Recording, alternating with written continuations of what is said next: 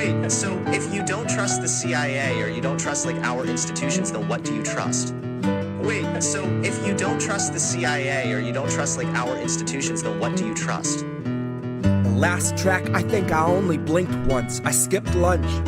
Blinked twice. Christ, shut your eyes. Now open wide. Fascists took the nation and inflation took a supersize. It's sad to say your teachers couldn't quite make the ends collide. But now you'll probably get to see them on the weekends doing Uber drives. Say lube it with a little oil. One, it tastes expensive too. You'd be surprised how well it helps you open up your throat so you consume the lie of human rights that was sold to you by suits and ties, designer scents on plastic men with patient fangs and ancient vice. You know, the kind of greed that makes a person lose the sight of morals, so it's easier to sleep at night. It's easier to ease their minds and pick a foreign people we could demonize. If you take a sec to sink into how war criminals think, you'll know you'd never want to see inside. If every man's an open book to look within, theirs are bound in human skin and not designed for human eyes. They are wearing human skin, but they can simply not be humanized. They aren't worth the lowest of the poor they swore to crucify.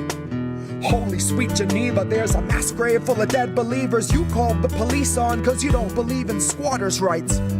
You believe the sanctity of human life is relative to human worth in terms of work and dollar signs. So listen when I say you need to find the light of day before it's too late to apologize. Like holy sweet Geneva, here's a mass grave you can colonize. Because you seem to love to talk about the spirit of America. But if you saw the spirit of this land's supposed character, I think that you'd be calling ICE. And I also think the actual America is truly represented by the call to ICE.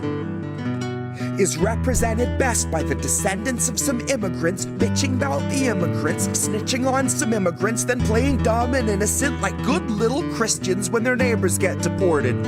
Until they're screaming at the store that they waited 20 minutes more because the staff was short. Because some ordinary bigot started waging war on immigrants. And honey, we'll just keep deporting because like your first vote at each election since, it turned out that the man you are supporting ended up to just be twice the fucking bigot as the bigot that he wins against. But I was not among the herd.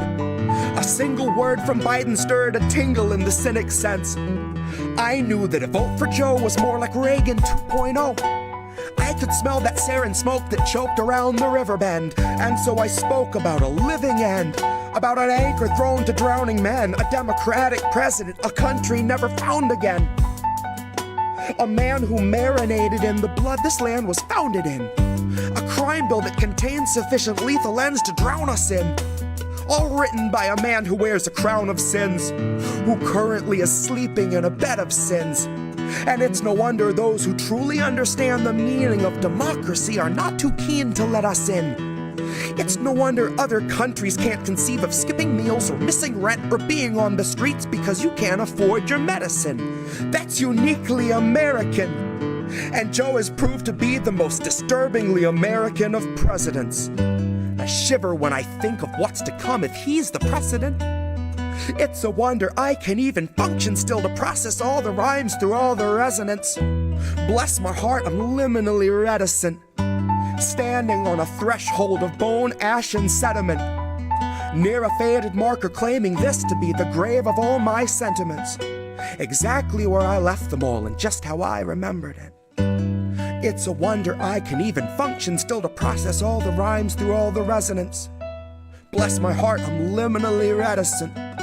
Standing on a threshold of bone, ash, and sediment, near a faded marker claiming this to be the grave of all my sentiments. Exactly where I left them all, and just how I remembered it. Wait, so if you don't trust the CIA or you don't trust like our institutions, then what do you trust? Wait, so if you don't trust the CIA or you don't trust like our institutions, then what do you trust? Fuck.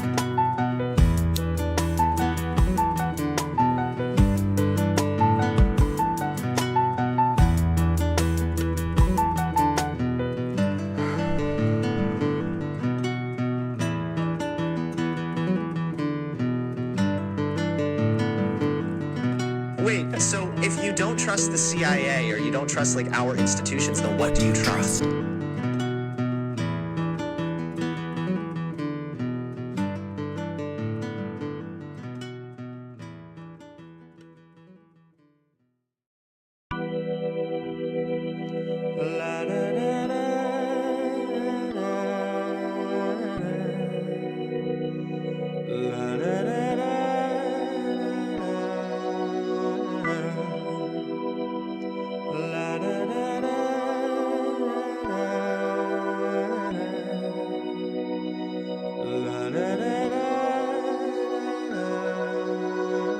Last stand, and I came to deliver. Been called a Clinton operative, a Russian, and a grifter. By libs, a washing student debt, proud to be an intern, sucking up to pigs who get a tax cut in the midterms. You cut the ties but never heal the wrist burns. Capitalist shackles wrap and penetrate like ringworms around the necks of those whose deaths will not affect the king's purse or the coffers of the company the king serves, who manufacture mandated tinctures. Their safety data hanging from a fixture, half a mile skyward, just dangling from the rafters. My grift is sobbing till I'm cackling with laughter. I guess I would've made a decent actor. I'd be great at crying on command until they cut plus 40 minutes after. When the director waves a hand, it ain't a rap, it's now a legal matter.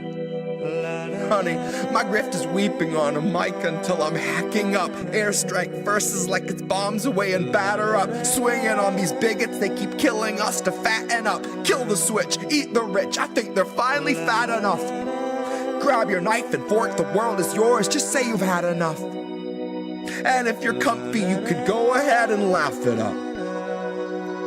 Tell me how the most important vote I'll ever cast is like the choosing of a bus, in that it might not take you anywhere you want, but no one can deny the fact the bus is now no longer where it was. And that's the kind of progress we should celebrate and trust. Spoken like a kid who never took a bus. Spoken like a piece of shit that used some cash to mask his stink and truly thinks he's one of us.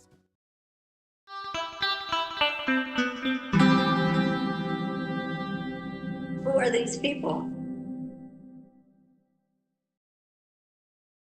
Who are these people? Hi, everyone. We're back. It's Tuesday night. It's time for another Indie News Now Live. I've got a whole lineup of stuff to show and more video today than usual, which is good because we get to sit and it's like the substitute teacher getting to watch a video, and we're just going to run the VCR. That just shows how old I am. They wheel in the cart with the TV on the top and the video cassette player, or you plug it in and you call the AV department and they have to run it, and that's where I used to work. Anyway, what's up, Fred? What's up, Angel? What's up, Sean the Accord Lord? Yeah, you remember those days. See, Angel's old enough. Angel remembers. The no pants, well, I am wearing shorts, so technically you are correct. I am not wearing pants. I'm wearing shorts, and I'm wearing my INN t-shirt at the Indie News shop. My beautiful Big Frog t-shirt. We're going to talk about the Big Frog store later. And we're going to talk about, holy crap, there was a great declassified UK article this week about illegally resettling Brits in the West Bank, and an organization that's doing that, and that they're not supposed to be doing that. Wait, did I not turn on? I'm a fool.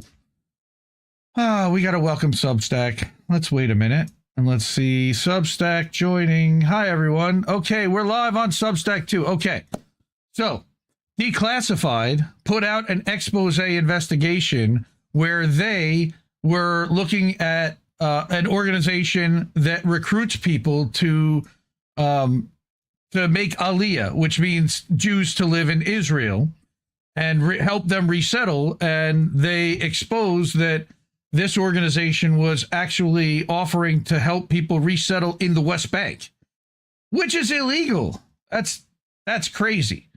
So that's number one. We're going to talk about Lebanon, because Lebanon is getting leveled to the ground, block by block, the way they did it to Gaza, sadly, and nobody seems to be stopping it.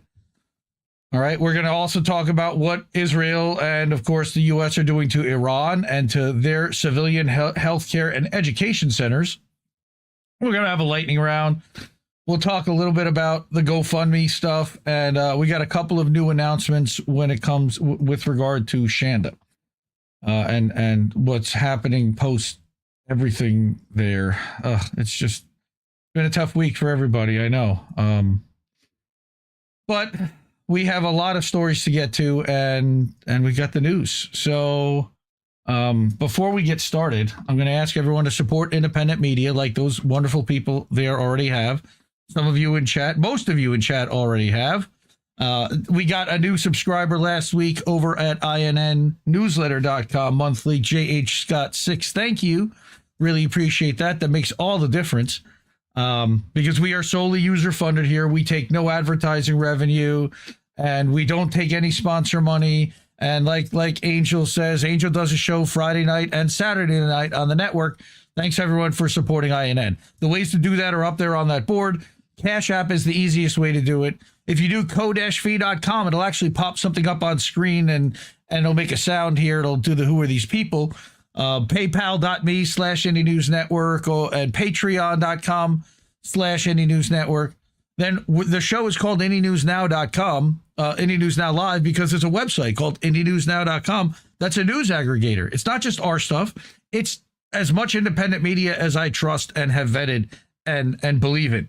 And that runs 24/7, completely ad-free, completely free to you, linking to directly the site that posts the article. And then we've got our Substacks. We're live over at IndieMediaToday.com. Hello to everybody checking in over there.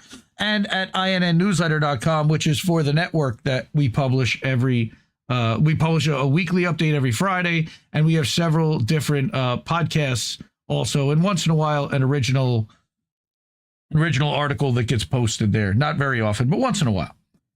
And then the weekly update is a summary of everything that happens throughout the network throughout the entire week. This past week, there were 31 things. So if you haven't checked out anything at INN, the best place to go is INNNewsletter.com and look at a Friday afternoon update, and you'll see everything that the network puts out within a week. So that's my little soapbox. But thank you, everyone. Appreciate you all being here. I do have a lot to cover. We're going to talk about Oracle tonight. And I think that a lot of people have kind of paid attention a little bit at a high level to the Ellison family, but I don't know if anybody's really done a deep dive around me that I've seen lately on Larry Ellison, on who he's connected to, on what he's up to, on what his goals and motivations are. Remember that his son David is the guy that now runs and owns Skydance, basically with his money, allegedly, and they just bought Warner Brothers and they bought the Free Press and they own CBS and Paramount and all these different properties, media properties. But they also own, Larry Ellison got rich owning Oracle, which is the backbone of the CIA, the software that was built around the CIA. Now, I published an article last week, a week and a half ago, where I shouted out a couple of new creators that I don't know well, but this is one of them. I'm going to show a couple of videos and articles tonight that they had published, and she has been talking about Oracle. Her name is Andrea. She's with the Drey Dossier. All right. So I don't know how many of you have heard of her. I have recently stumbled onto her. I've been watching her on Instagram. She also has a Substack. And this was actually an article she published back in September. One of the first, because I wanted to go back and where did this person come from? And how did they show up in my environment? And it's because they talk about a lot of the things that we do with regard to technocracy, panopticon, and control at the highest levels. I found this video that she had published and an article she had written about Larry Ellison back in September. So I want to show this 5-minute video real quick. And then I brought a longer video that she recently published about Larry Ellison and where she thinks all of this is going, and that he is actually one of the main connectors for all of this Board of Peace stuff and what this Board of Peace stuff really is leading towards. So I found it fascinating. I want to share that with you. So we're going to watch that now. Let me blow this up and go full screen here. Okay. Unmute. Go. So I just learned that I've been working for someone for years and I had no idea. Like, honestly, it is disconcerting. It is terrifying to think about how much power this person has had over my life, and I just had no clue. I'm talking about, like, every morning when I wake up and I get on my phone, I'm working for him. Anytime I go to the doctor's office, I'm apparently working for him. Anytime I go for a goddamn walk, I'm working for him. And if you're watching this video on TikTok, then you're working for him too. That's right, babe, you are clocked in. And while this job doesn't pay you, it will cost you. So this is the first video of what is likely to be many in a series, because there's no way I can cover just how creepy this guy is in one video. But more importantly, the entire series, the full story, is going to be on my Substack. And that's really important because given the climate on TikTok, I don't imagine that these videos are going to be kept up long, because what I'm about to tell you is going to piss a lot of powerful people off. So let's meet your boss, Larry Ellison. He's a spry 81 years old, worth $140 billion, and calling him a tech billionaire would be like calling a bomb maker a mechanic. I promise I am not being dramatic when I say that this man is a systems megalomaniac who is orchestrating the most audacious consolidation of power in modern history. Our story starts in 1977 at a high-powered security facility in Langley, Virginia, the CIA headquarters. They needed a system that could answer any question about anyone at any time, where they went, who they talked to, what they did, and the project codename became Oracle. See, for someone like Ellison, this project was more than just a contract. It was a revelation. I mean, it changed everything, because it was during this time that he discovered the most valuable product that you can sell to power: certainty. And follow the money here, right? Because uncertainty is not just something that governments fear, it's something that they will clearly pay billions of dollars to eliminate. When chaos erupts, like it is today, when markets panic, when society feels just generally unstable, who benefits? Who gets the contracts? The man who promises to bring order through data. And this brings us to the next part of our story, 9/11. Yes, while the rest of America was reeling from the attacks, Ellison saw an opportunity. He immediately started pushing for this idea of a national ID system, where he was arguing that if we just had a better system that could identify everybody and track them, then we could prevent further attacks. Now, the government didn't really bite back then, but he did learn something crucial in that moment, which is that crisis creates a demand for his product. And now he's scaling up in ways that would make George Orwell himself blush. You remember when he bought Paramount Pictures for his son? You know, the one that ended in a quid pro quo, and they fired Stephen Colbert in favor of Trump advertising space and got rid of all DEI initiatives and hired an ombudsman, not because Larry's into like the surveillance state or anything, but because this is good business acumen, right? These are all rational business decisions. Right? Now, breaking news, his next target seems to be going after Warner Brothers Discovery for their IP library. You know, not even 5 weeks after they closed on Paramount Pictures and laid off 20,000 people. So when I say that this guy's a megalomaniac, I mean it. He bought 98% of the island of Lanai so that he could bioengineer this genetically modified lettuce or something like that. He's working on surveillance systems with the Air Force in Israel. He's a majority owner of TikTok's data in the US, and he's largely the reason why the app is changing its community guidelines right now, you know, to favor his and his buddies' political needs. I mean, he is our bridge to China. He's the reason that China does business with us. He does so much business with China. He helped get NVIDIA's chip over to China. I mean, this is they interesting. love him over there. Why wouldn't they? He built the surveillance systems for their government. But the thing that gets me is, like, when is it enough? You know, when you have $140 billion to your name and your company is scaling larger and larger every day, then money becomes more of a scorecard than it does a number in your bank account. What is left to get? Because I have to believe he's not just looking to make more money, right? That's not why he's continuing to do this at 81 years old. And from everything that I've read about him, the only genuine passion that's consistent throughout his life is surveillance capitalism. The way I see it is that he's probably playing for history now, you know? He wants to be remembered as the man who solved society by treating humanity as a system that was broken and needed to be optimized. So maybe the question isn't what is Larry Ellison building, but it's what kind of world his machine is going to create for us. I'm going to try to put out part 2 later today, where we're going to walk through the Chinese prototype that he built and how it was the beta test for the American control system. Because once you see what's already operational, I think you'll truly understand why we may be the last generation to live as free people. We gotta move fast here. We are running out of time. The machine is awakening. The robots are here. That was not a good Melania. No, that was not a good Melania. So again, there's an article that accompanies this. What's the ultimate ambition? Well, I think a lot of it, and I think she's either naive to it at this point, which is, again, I find it interesting. September 14th. This was right after Charlie Kirk got shot, by the way. What's the ultimate ambition? I think it's Israel. He's the single largest donor to the IDF. So the thing about China I found really interesting. This is an old picture. The story doesn't start again in Hollywood or Silicon Valley, but in Langley, Virginia. Software Development Labs won its first major contract. The project's code name was Oracle. So he built software for the CIA. Before it became a public company, it was a proprietary tool for the surveillance state. Correct.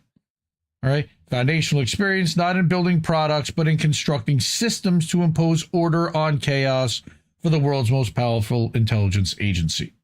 So this is an interesting article. This was written last September.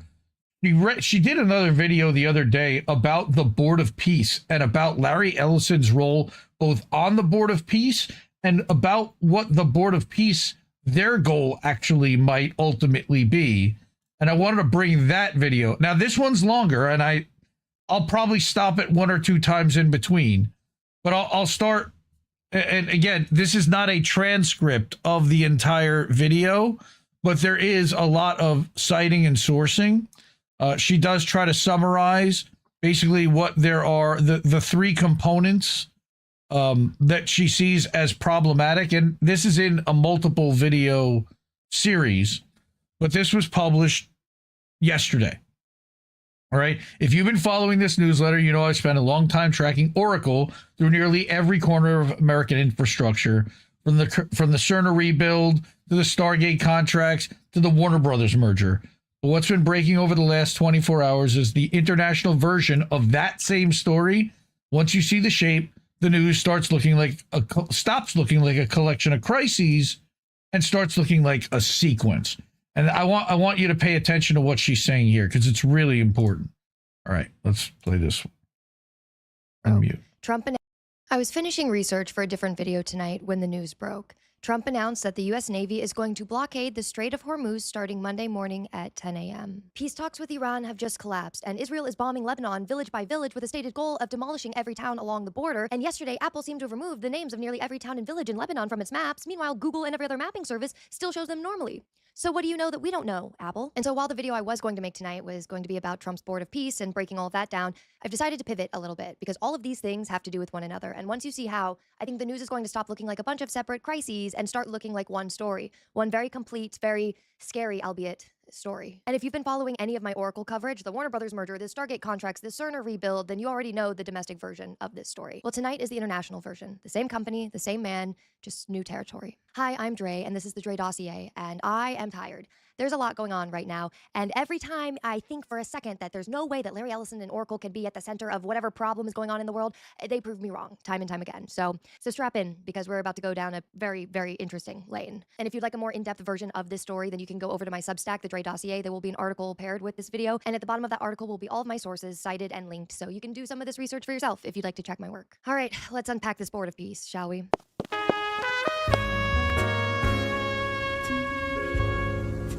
We've all heard of Trump's Board of Peace. You probably know the basic pitch. So Trump set up an international body to oversee Gaza's reconstruction after the war, and the UN endorsed it, and 26 countries signed on, and on paper, it looked like diplomacy. But this Board of Peace, as I've been investigating it, has a lot more going on than what meets the eye. And I think it's one of the most important stories that we should be tracking right now, because of who is really behind it, because of how it's written, and because of where it's already spreading. And so here's what I want you to hold on to from the beginning of this, okay?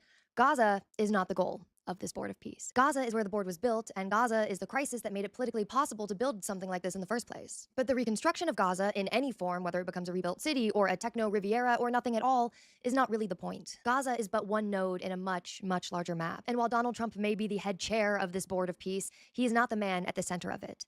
It's a billionaire named Larry Ellison. Let me walk you through how I got here. In January of 2026, the UN Security Council voted to endorse a new international body called the Board of Peace. And they were told this was going to be a multilateral oversight mechanism for Gaza's reconstruction, chaired by Trump, signed onto by 26 other countries, and designed to administer humanitarian aid to support Gaza's eventual transition back to Palestinian governance. I mean, this is what every major outlet reported, and this is what the Security Council thought that they were endorsing. But here's the thing. They voted on the concept before the actual charter was public knowledge, which means that they endorsed the idea of the board before anyone outside of a very small circle had seen the actual rules. And the procedural question of how the UN ended up endorsing a document that they had not read is its own scandal, and one I'll come back to in another video. But for tonight, what matters is what happened when the charter finally did surface, because two things became very clear. The first is that the charter names Donald Trump personally, not as the President of the United States, but Donald Trump, the private citizen, as the lifetime chairman, which means when he leaves the White House in January of 2029, he keeps the chair. And the rules that prevent a sitting president from profiting from foreign governments stops applying the moment that he leaves office.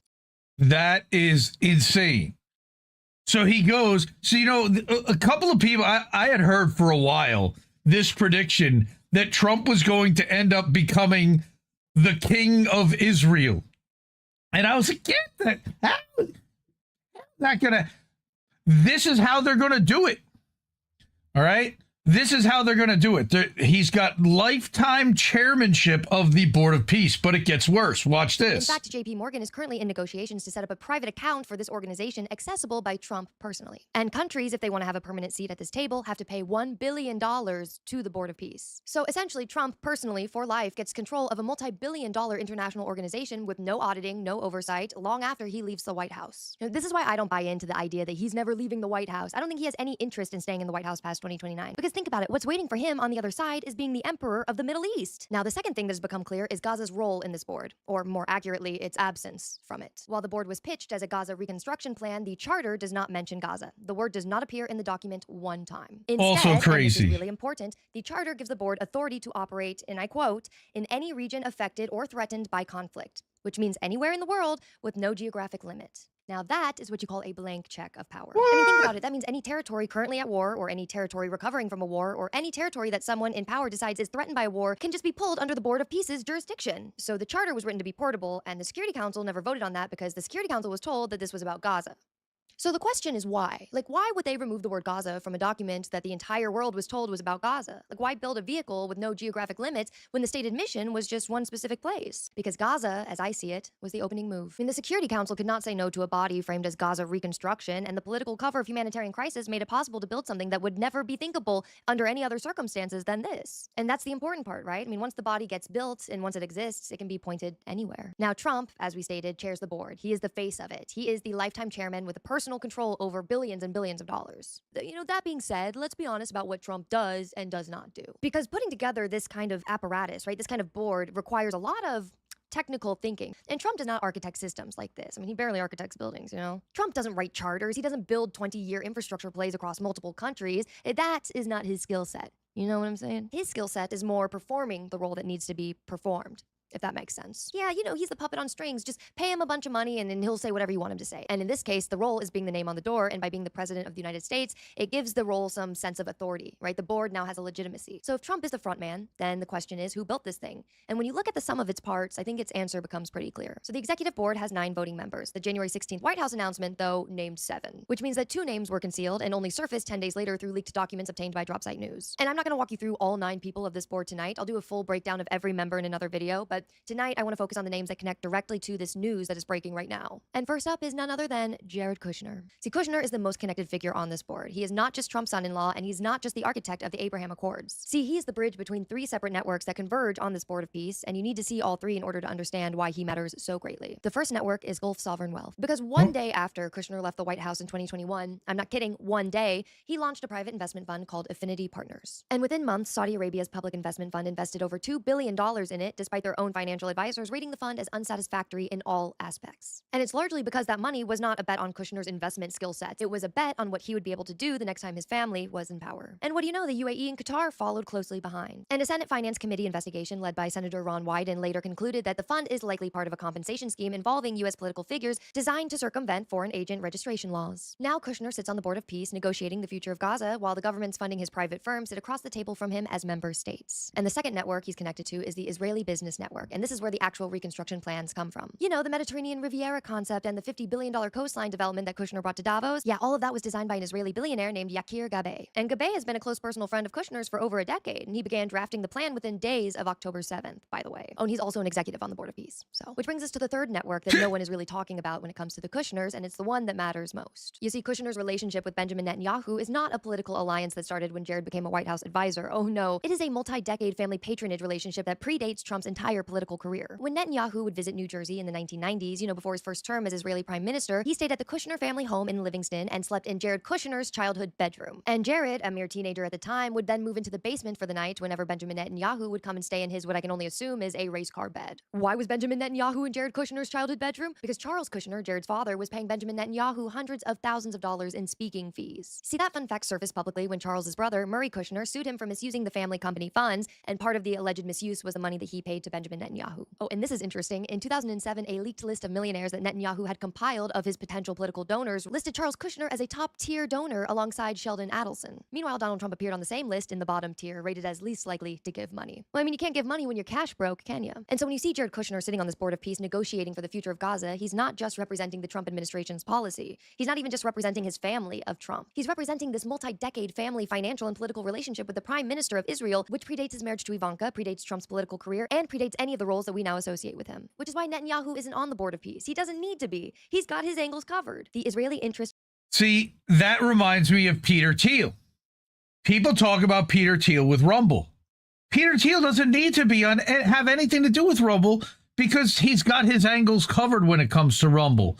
Between Vivek Ramaswamy and Chris Pavlovsky and J.D. Vance and Dan Bongino, he does not need to actually have any direct ownership to still have direct control over it.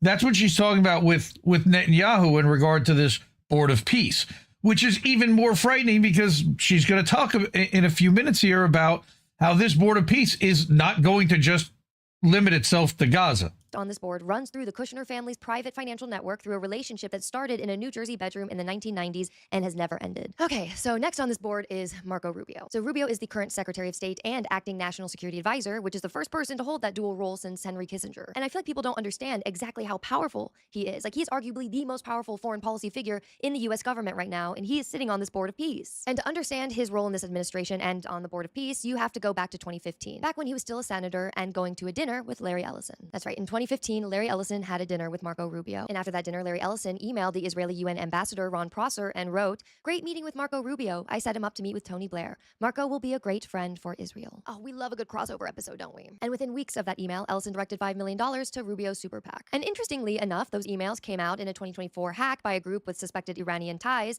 and Dropsite News had verified the content before publishing. And those emails tell you everything you need to know. I mean, Ellison told you exactly what he was doing. He was vetting a future senator and connecting him to a former prime minister of the UK. And now, 10 years later, Rubio is in charge of exporting weapons to Israel and is sitting on Trump's Board of Peace right next to Tony Blair. Which brings us to the next cretin on this board, Tony Blair. Now, I've talked a lot about Tony Blair and Larry Ellison's relationship on my channel, but the TLDR is Tony Blair is the former prime minister who, after leaving office, built something called the Tony Blair Institute for Global Change. And since leaving office in 2007, the institute has received over $300 million from Larry Ellison, confirmed from the Ellison's own foundation filings and the institute's own accounts. And that is a lot of money for a think tank, isn't it? Receipts. Well, if you want to know what that money actually buys, there is a Lighthouse report investigation with 29 current and former staff sources that is worth reading. Turns out the Blair Institute is essentially the same as Oracle. They found that Blair's Institute employs a dedicated staff member just to manage the Oracle partnership, shares a board member with Oracle, and has been described by former employees as an offshoot of Oracle. They're just hawking Oracle tech across countries around the world. One former staffer even said that the meetings were like being a part of the same organization. They would go on retreats together. So for all intents and purposes, anytime you see Tony Blair or the Blair Institute doing anything ever, you can assume that they're acting on behalf of Oracle. It's essentially seeing Oracle do something. And interesting that Blair's Institute is the organization that wrote the governance blueprint for how Gaza would be administered after the war. The same blueprint that Kushner brought to Davos, the blueprint that the Board of Peace is now implementing. So you mean to tell me that the former prime minister who designed the plan is funded by the same billionaire who introduced him to the Secretary of State 10 years ago?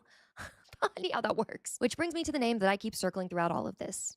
Larry Ellison. Most people know Larry Ellison as the Oracle billionaire, which, True. You also probably know that he is the largest private donor to the Israeli military in American history. He's given over $26 million to the Friends of the IDF since 2014, including a single $16.5 million donation in 2017 that is the largest gift in the organization's history. And that is the part we have discussed at length. But here is the part that a lot of people don't know. Ellison is not just the largest funder of the Israeli military. His company is the operational backbone of it. According to Open Intel, Oracle holds a 26-year contract to build and operate the IT infrastructure for the IDF's intelligence campus in Negev. For clarity, that is the facility that houses Unit 8200, Israel's Signals, Intelligence, and Cyber Warfare Division, and one of the largest listening bases in the world. That is a 26-year relationship extending into the 2040s between a private American company and the intelligence apparatus of a foreign military. And that's just the tracks as spare parts for F-35s and F-16s, aviation fuel, and mutations inventory. Oracle hosts an AI battlefield management system called Fireweaver that coordinates sensors and weapons on the battlefield in real time, which means that Oracle software is making targeting decisions in the kill chain for Israeli defense forces.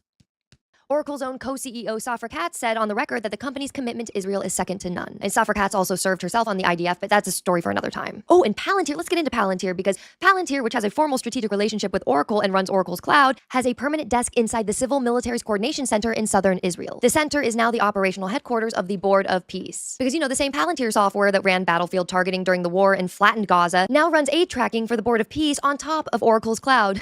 Isn't all of this so funny? It's so funny. So I want to be very clear when I tell you that Larry Ellison is not just funding the IDF. I mean it literally. His company is the IDF. And 6 of the 9 people on the Board of Peace are directly tied to Larry Ellison's network. That's who built it. So I guess the next obvious question is why?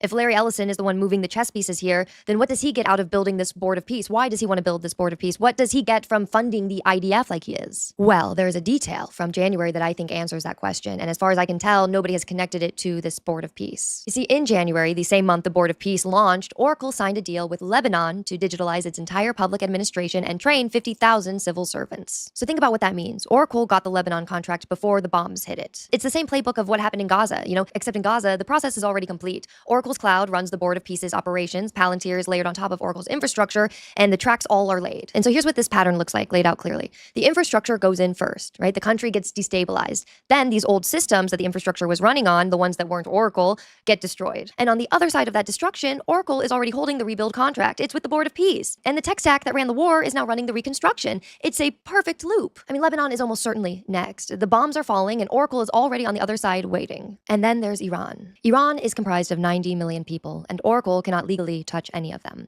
US sanctions have made that wall airtight for 30 years. Iran's entire digital infrastructure, its government systems, its bankings, its communications runs on Russian and Chinese platforms. So there is no Oracle in Iran, no contracts, no cloud, no pre-positioning, nothing. They're not allowed to be there. And Iran knows exactly what that means. I mean, they watched the contract go into Lebanon in January. They watched Oracle's infrastructure move into Gaza's reconstruction. I mean, I'm sure Iran is looking at that playbook and then looking at their own country and understanding that the only thing standing between them and that outcome of Oracle being on the other side of some tragedy is this sanctions wall. And 12 days ago, the IRGC struck an Oracle data center in Dubai and named Oracle their #1 military target. Not Google, not Lockheed, not Raytheon, Oracle. Because they know Oracle runs the Israeli military's intelligence campus, its logistics chain, and its battlefield AI. And they also know Oracle is running all of ours, too. And tonight, peace talks with Iran collapsed in Pakistan. And the U.S. delegation was Vice President Vance, Special Envoy Steve Witkoff, and Jared Kushner. And Witkoff and Kushner both sit on the Board of Peace. And the detail that's easy to miss in all of this is the fact that the Iranian negotiators had set one condition before the talks could even begin: a ceasefire in Lebanon. They said on the record that the aggression towards Lebanon is aggression towards Iran, and the U.S. refused, the talks collapsed, and the blockade was announced. So Lebanon is not a separate crisis from the Iran talks. Lebanon is the very thing that broke them, because Iran understood what Lebanon was being used for. Yep. Leverage. Leverage where Oracle is already implemented. And Trump announced that the Strait of Hormuz blockade begins Monday at 10 a.m. Eastern. That's right, 230 oil tankers sitting at the Gulf right now. And look, there's a lot going on with this war, and I don't want to pretend to oversimplify everything into one neat and tidy answer. But what I will say is that the people who built this Board of Peace that benefits from the reconstruction of these countries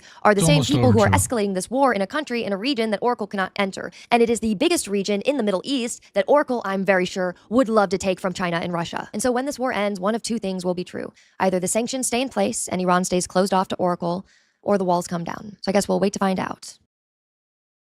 Either way, it's not good. It's not going to be good. But I think there's 2 or 3 things that she pointed out there that, again, this is the Drey Dossier over on Substack, dreydossier.substack.com, or the dreydossier.substack.com. She connected the CIA, Oracle, and Israel's systems. All right. So really important that, okay, so Oracle is the backbone now of the IDF and of Unit 8200, as far as software. That's the operating system. They're also the operating system for the CIA. So what that really tells me is that CIA and IDF are literally intertwined and running off of the same platform with the same data by the same guy. And I think a lot of people haven't quite put that together yet. And I think that was one of the best connectors of that I've seen yet. Personal favorite myself, I agree. I like redheads too. Well, I like everyone. No, it's not a Scully fetish, but I have to, she mentioned Drop Site News twice, and she cited Drop Site News, and she's got that silver YouTube thing, and she's very polished, and she knows her stuff backwards, forwards, and everything. Keep your eyes open is all I'm saying. Look, keep an open mind. I like what she had to say. I think it's really intelligent. I've been watching her videos. She's got a lot of information and a lot of data. And where that comes from, I certainly have questions. And how she keeps up with that, she's like an encyclopedia. You can see she's not looking at references and she's not reading a script. This is all coming off the cuff from the top of her head because she knows this material left, right, and sideways. So give this lady a follow, the Drey Dossier.substack.com. Check out the rest of her videos and her articles. So again, what this talks about also is how there was somewhere that talked about Larry Ellison and his history with China, and Oracle software actually is like critical in China's infrastructure as well. So as a guy who's very connected with Trump, who's connected with this Board of Peace, who's connected with rebuilding the software in anywhere that gets bombed and rebuilding the infrastructure for the software, it's really interesting that, one world government type of conspiracy theory, World Economic Forum stuff really starts to, add up. That this is Club of Rome kind of stuff where they're talking about the 10 kingdoms that they actually want to whack this world up into. And is it all going to run on Oracle software with Palantir as the next layer? They're waiting out Putin next. And then they'll start to really balkanize Russia. They've already tried to weaken him with this proxy war for the last 4 years. Keep him occupied. That would be one of China's biggest partners if and when we decide that we're going to really antagonize China. And I don't know when that's going to be, but my guess is, again, we saw the plans for 2027. And that scares the hell out of me, all of this stuff. But I think it's important to know what we're up against, who's manipulating it, what their motivations are, and look 5 steps ahead on the chessboard to see how are things going to play out. All right. Support independent media because we need it more than ever. The ways to do that are right there. Cash App, $ Indie News Network, ko-fi.com/Indie News Network, at paypal.me/Indie News Network, and patreon.com/Indie News Network for a monthly. And then we've got our website, IndieNewsNow.com. It's the name of the show. It's also a website. You can look up news there. INNnewsletter.com and IndieMediaToday.com are where you can find us over on Substack, and we're live at IndieMediaToday.com right now. So go watch us over there. Seven Sword Mary said that she was having trouble, but I do see that there's like 30 people that have joined the stream tonight over there. So it seems like people are able to get in there and chat. One guy, Joe Creed, said that she was talking too fast at 1 1/4 speed, but I did want to get through that video a little sooner. It was 18.5 minutes long, and I don't normally play videos of that length. I saw that we do have some Ginger fans here for sure. I love that. Seven Sword is saying that she's got data like Richard Medhurst, right? She's really good. She is very good. When people come with data like that, out of nowhere, my spidey senses tend to tingle a little bit and ask, like, where'd they come from? Where'd they get all this data from? And sometimes it's legit. Sometimes it's fed. Sometimes it's because somebody has access. I don't really know. But yes, she definitely does know her stuff 100%, man. And you know, honeypot, I mean, I saw the word honeypot thrown around. Would it be that out of the realm for that to happen? No. For them to plant somebody like that? No. That's what I said. Keep your head on a swivel. I'm not. It's hard today in today's world to decipher what's real from what's somebody pushing a narrative, from what's somebody pushing misinformation intentionally, to somebody getting it wrong and thinking that they're getting it right legitimately. It's really hard to know what, you know, kind of where everybody stands. And you got to kind of take them at face value and take everything with a grain and realize that this is the internet and that everything on the internet is fake, right? Isn't that like, you know, and it is and it's not, because I'm certainly not fake. I'm doing this. I'm reading these articles. I'm curating this stuff every week. And I've built a reputation and a library over almost 5 years of doing this that people kind of know what they're going to get. And I want to continue to see that out of her. I like what I see so far. And what I see was very good. Although, again, the reference to Dropsite Media and to their stuff, a little concerning to me, because we all know about what Dropsite Media is all about. And I'm not a fan of theirs at all. You like Ginger Snaps. Does that count? Well, it certainly does count. And then the redhead is, though, Natalie Brunel is... She's special, isn't she, though, Monarch? I wonder how we would react if the internet suddenly disappeared. That's a great, that would be a great, like, kind of deep dive of a topic. That's really funny. I don't know. A honeypot has a vagina, that's true, but a honeypot uses her sexual appeal to get you to do and see things a certain way. Well, it can be seductive through video, believe it or not. You know, today people have these parasocial relationships with podcasters and content creator personalities, especially when you get to Instagram and TikTok, where they feel like they know these people. And I've seen that at a tiny, tiny scale, because we're tiny, tiny scale. But you know, where people kind of make assumptions, but they don't really know you at all. You know, it's very interesting to see all that.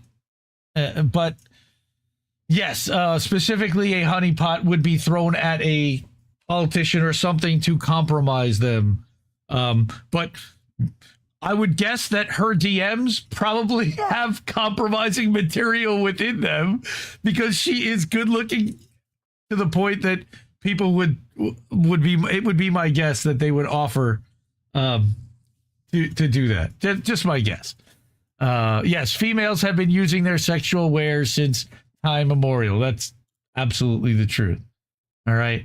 Okay, so my next thing I wanted to get to, this is a great investigation that showed up on this morning. Actually, it's yesterday or this morning over at IndieNewsNow.com. And I'm scrolling the site to look for content. I'm like, oh my God, this is really good. This is a Declassified UK article. Now, Declassified UK is a Indie Media Award honoree. All right, first ballot, 2022, one of the first outlets we looked at. Well, Declassified has been doing great work for years. All right, so this is an investigation they published about people who want to an organization, a charitable organization in the UK, helping British citizens relocate to Israel and what's called Make Aliyah. And they got someone, an anti-Zionist Jew, to go undercover for them and interview with this organization and get them to tell her everything about relocating. Okay, so this article, and again, it's located at declassifieduk.org. All right, an Israeli organization has been caught on camera offering to help British citizens move to an illegal settlement in the West Bank. Declassified can reveal how the group, Shivat Zion, told supporters it would benefit from UK tax subsidies despite staff bragging about awesome settlements. I'm going to play this video. It's worth seeing. Okay, their undercover investigation saw the group's encouragement officer discussing the support it would give the settlers moving to Efrat in the West Bank. You're next to the Arabs, you'll hear their mosques, but apart from this, it's a great living standard. The comments were made during a Zoom call with a Jewish anti-Zionist activist who asked Declassified to secretly film the conversation. What a hero this lady is. All right. In February, the UK government promised to take concrete steps in accordance with international law to counter settlement expansion. Foreign Minister Hamish Falconer said Israel's illegal settlements and decisions designed to further them are a flagrant violation of international law. But Declassified can now reveal how Shivat Zion invited supporters to claim UK gift aid when making donations. They're taking this off their taxes, despite being registered in Israel. It directed donations to a separate charity called UK Touramet Ltd, based near London. So they've got a shell company that makes it very clear that the donations go through the UK Touramet charity, but they explain that it ensures the donations properly reach Shivat Zion. All right, so I'm going to play the video now. It's wild. Again, shout out to Declassified UK. We're going undercover to expose how Israel is helping British citizens move to illegal settlements in the West Bank. So you're next to the Arabs, you hear their mosque, the Russians, great living standard. Efrat is awesome. To live there, it's a war crime. It's not awesome. I am really deeply disturbed that this is going on. It needs to stop. For years, Palestinian families have been forcibly removed from their homes in the West Bank. Those who remain face an environment of oppression, violence, and injustice. But under Israel's current far-right government, the number of settlements has risen by nearly 50%, despite being illegal under international law.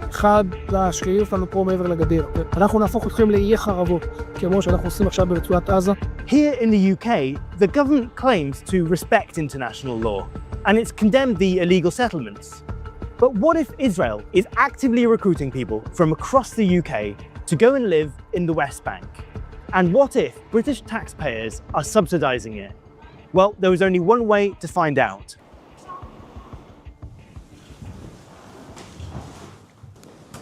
Okay, let's start by, do you want to introduce yourself? Yeah, so my name's Emily. I'm a Jewish anti-Zionist activist and organizer.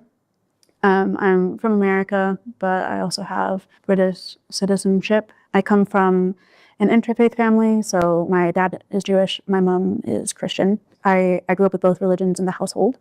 Judaism is part of my everyday life. I consider myself religious. Last year, Emily got in touch with Declassified because she wanted to go undercover. She and other Jewish anti-Zionist activists had been to an event in London to research links between the UK and Israel, and what they saw raised concerns. Run by the World Zionist Organization, the event was designed to help British people move to Israel in a process known as Aliyah. ליהודים באנגליה, ליהודים בצרפת, ליהודים באוסטרליה, ליהודים בקנדה, ליהודים בבלגיה, עלו לארץ ישראל. בואו הביתה. When they were kind of making the pitch for moving to Israel, how appealing did they make that sound? Honestly, it was quite terrifying how appealing it was. If I wasn't so steadfast in my anti-Zionism, how easily one could be persuaded to do this. It's about coming home. It's about coming to Israel. It's about connecting with our heritage. Among the people Emily met at the event in London was this man, Jonathan Vigney.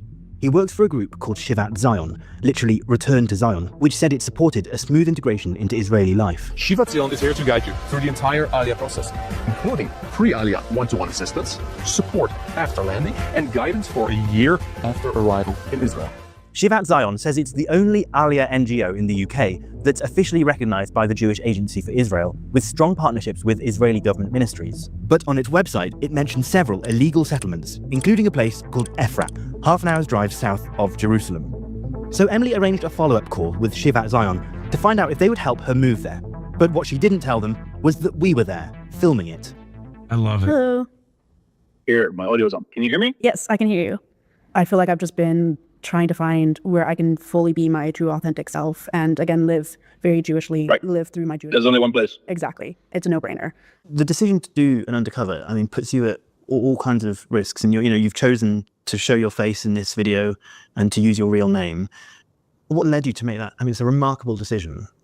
Using myself as somebody to go and use my Jewish identity to gain access to these spaces is really important to bring to light what is actually going on. There's one place like Efrat, I think. So Efrat is located in the disputed territories, let's call them that. Yeah, I was wondering if, would that be a place that you all would help me make Aliyah to? Sure. Yeah. Sure.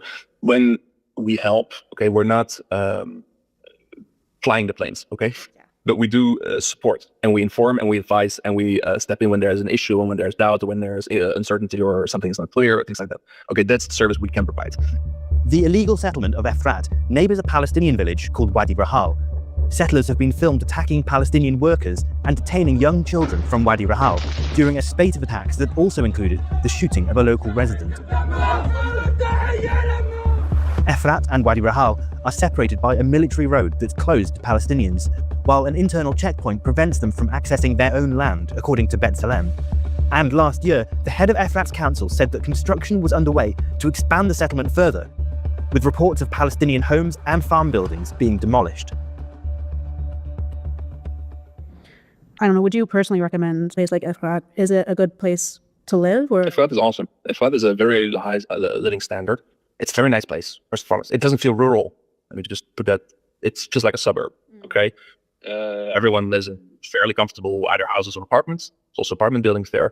They're developing it big time. Yeah. So you're next to the Arabs. You hear they're developing and I mean, although the call to prayer and all of it, you hear from all angles. I mean, it's West Bank, but apart from it's a great living standard within the issue. Everyone's nice. Everyone tries to help each other. You have restaurants, you have clinics, you have, like I said, banks, supermarkets, everything. If I did end up in Efrat, like what kind of support would I get from like Shivat Zion? Well, we would put you in touch with, let's say, the Projector. They know everything about the community, and they will tell you, we have this program, we have these educational options, we have these facilities or trainings or Hebrew courses.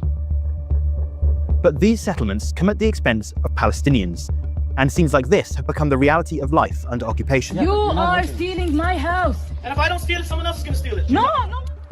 To find out more, I spoke to Issa Amro, a local Palestinian activist. Efrat is a settlement, and to live there, it's a war crime. It's not awesome.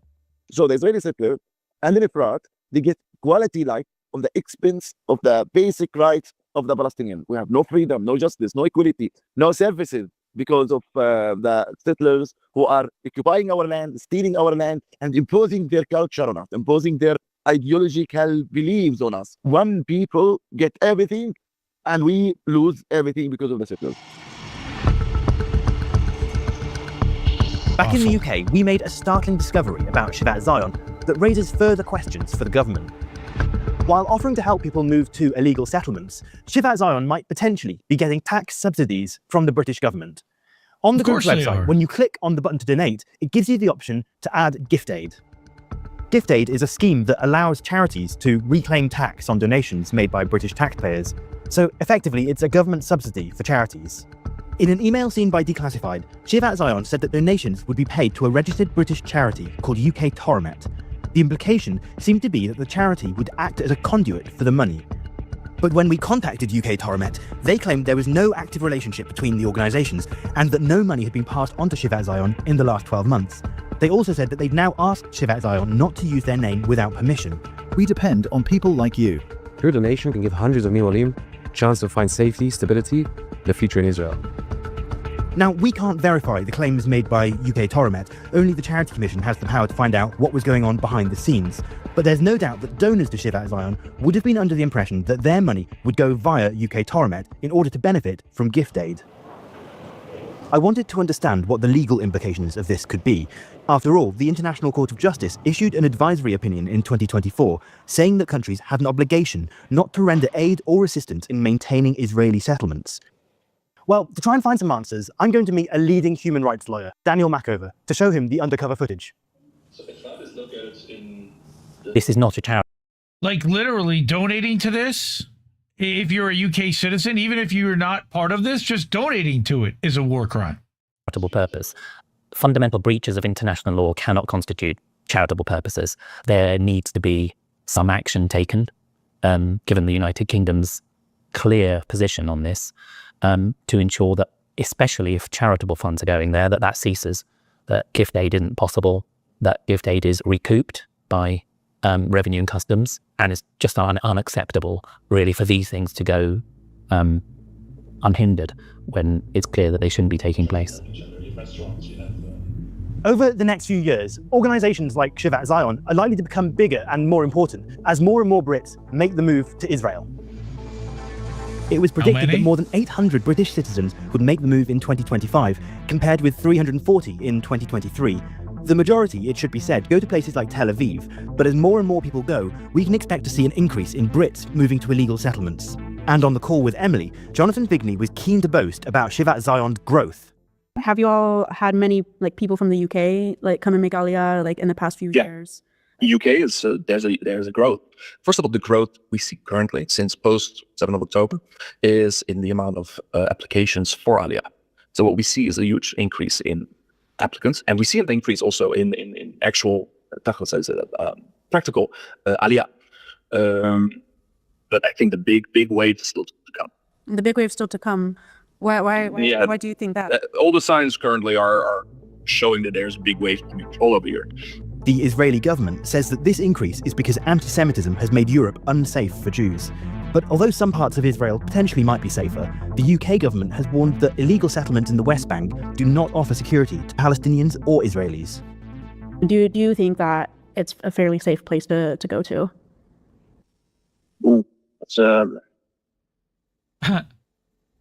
Okay, that's a difficult question. I'm not going to respond right now in name of Shivat Zion. I'm just going to respond into my own knowledge of the place of the situation. Is that Efrat itself is a fairly safe place. It's next to Somet HaGush, the Gush junction. There have been repeated terror attacks. People from the community have been murdered there. I think last month or 2 months ago, someone was murdered there. It's full of security and soldiers to protect these places because there's a lot of terror happening all the time. So if that itself is, let's say, 99 out of 100%, I would say it's safe, but it's in an area that is never 100% safe. Stuff happens. Yeah. Again, stuff happens everywhere. Yes. All right. Great. My pleasure. Yeah. Have a great day. Yeah, you too. Take care. Bye-bye. I love her face afterwards. It's I great. had to do a whole lot of acting. Yeah, of course. No mention of the Palestinians whatsoever, and not even by name of Palestinians, but, specifically saying Arabs or Muslim rather than Palestinian because they claim Palestine doesn't exist. And how they use Judaism, how they use the Jewish identity to draw people in and to say this is the only place where you're able to be fully Jewish. This is the only place where you'll fully be able to be safe, which is such bullshit when, he was talking about how these different settlements have fences up and checkpoints and barriers, and the Palestinian friends that I have, even Palestinian people who've married into my family, they would have no right, no ability to even go to this land, let alone be able to set up a life there worth living. Yeah, it's morally disgraceful. And I feel so bad saying what I had to say in order to get information out. Yeah. Shivat Zion would probably say at this point, look, we help lots and lots of people move to Israel, and the vast majority of them go to places like Tel Aviv, which is a long way from the settler violence. What's your reaction to that? Well, the fact is they are prepared from this interview to assist someone to move into the occupied territory without any blink of an eyelid from the material you've shown me, or any indication of what we've just discussed about the illegality of those settlements and the fact that there is, in some instances, it would constitute war crimes to actually aid and abet the transfer. So British citizens face the risk of aiding and abetting a war crime. This video is a result of months of work that was made possible by your donations. Please subscribe to the channel, and if you're able to, please consider donating. Yeah. So this is also important. Let me stop this. Shivat Zion's CEO, Raga Evers, responded to our questions by calling Emily a modern-day capo in reference to a concentration camp prisoner who helped the Nazis enforce the rules. Okay. Evers said, quote, "We assist New Olim regardless of where they choose to settle, indignant motherfucker, committing war crimes, and provides support that falls under social affairs activities of which new immigrants are part." Furthermore, while I do not feel the need to any need to apologize for living as a Jew in Judea, neither to you nor the aforementioned individual, again, indignance that was completely unearned, it further underlies the deceptive manner in which elements of the anti-Semitic lobby, together with a handful of helpful modern-day capos, proud capo here, are operating. Yeah, fuck these people. Next. All right. There's more. Where are we going? Here we go. Here's the UK Touramet, okay? That's the charity. There are no current engagements with any regulatory body on any issue. Yeah, they're not being investigated. They don't give a shit. Any assertion or accusation, implicit or explicit, made by you that UK Touramet Ltd is engaged in any activity that's contrary to English charity law, Charity Commission's guidelines, or any other activity that is not charitable is untrue and void of any factual or legal base. Do you have a website that allows people to deduct charitable donations? If that's and then you claim to funnel them to Israel on your website. Now, we don't know if that's legitimate or not. I'd love to see an investigation, but we're not going to get that, likely, because Keir Starmer's covering for Israel. All right, now on top of that, Touramet had something to say. All grants made by Touramet are made with the full discretion of UK Touramet's trustees. Who are those? Taking into account any wishes expressed by those who originally donated the funds to UK Touramet for the funds to be used for a particular charitable purpose. You mean like funding specific settlements in Efrat in the West Bank, so you would be forced then to do that at the wishes of your donor, even though it's a war crime? How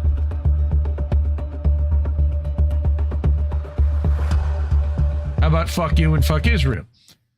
All grants are made in strict adherence to English charity law and regulations. Yeah, that's why you created the shell company, so that you stayed under that law. Charity Commission guidance and UK Tourament's grant-making policies and procedures. It's very proper and on the up and up. Yes, to fund resettlement in illegal occupied territories and help UK citizens commit war crimes. Wonderful. Any funding granted is strictly limited to those activities of the grantee that fall well within the boundaries of charitable purposes and charitable expenses, especially when working internationally. How does Shivat Zion operate in the UK without UK Touramet, is my question then. Answer that question. They won't. All right, I think we got one more slide. Nope, we're done. So again, Declassified UK, Martin Williams, great article and investigation and video accompanying, but I thought it was really important for you to see this video and to see the interaction that this lady had with Shivat Zion. the UK Torment needs to sue them. I don't think that they would sue them because I think they are secretly actually doing something behind the scenes. That's my speculation. I don't know, and I'm not going to accuse, but it sounds to me like they have a website set up as a conduit in order to funnel UK money through out to Shivat Zion, according to what Shivat Zion says. Why would they be using this company to solicit donations to not have it go to Shivat Zion? That wouldn't make much sense, would it? Wouldn't they then find another charity and set up a funnel through that one instead? It makes very little sense to me.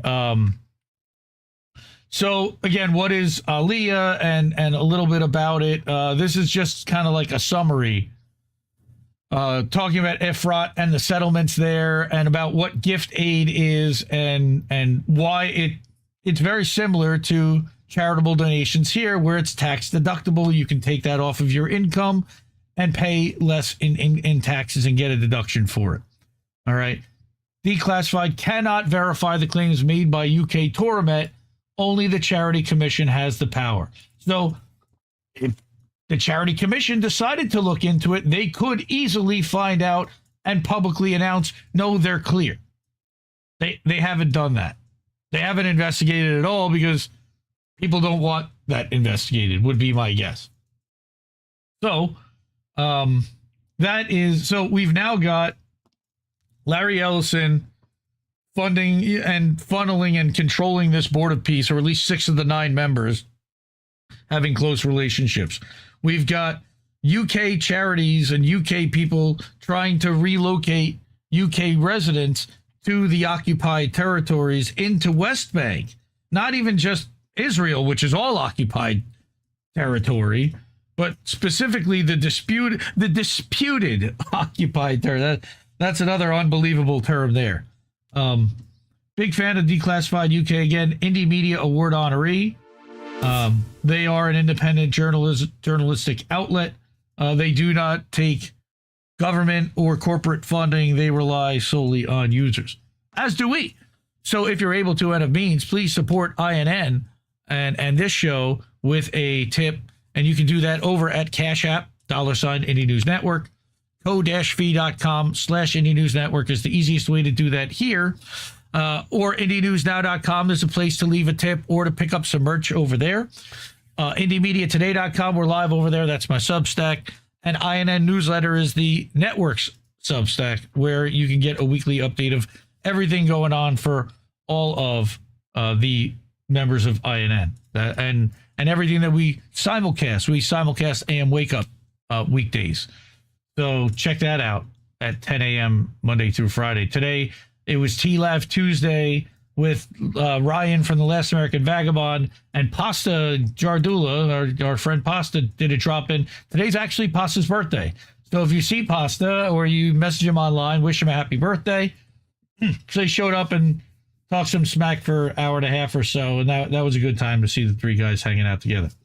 I want to get to my next story, talking about Lebanon now. And so this whole show almost ends up being kind of a fuck Israel show, in a way, because everything that we're talking about tonight, for the most part, has some connection to Israel, believe it or not. This one is more direct. All right. This one I went to Indie Media Award honoree Rania Khalek from Breakthrough News. She also is an independent journalist on her own and has been publishing to her own Substack, raniakhalek.substack.com. And she wrote this the other day. Now, this past week, bombs were dropped on Beirut and on southern Lebanon to a level that they have not seen since this escalation began, for sure. And they dropped, 100 bombs in 10 minutes or some crazy number, and they killed thousands of people. This is Israel, U.S. bombs. I don't know how much we're involved, they're involved. It's certainly our bombs either way.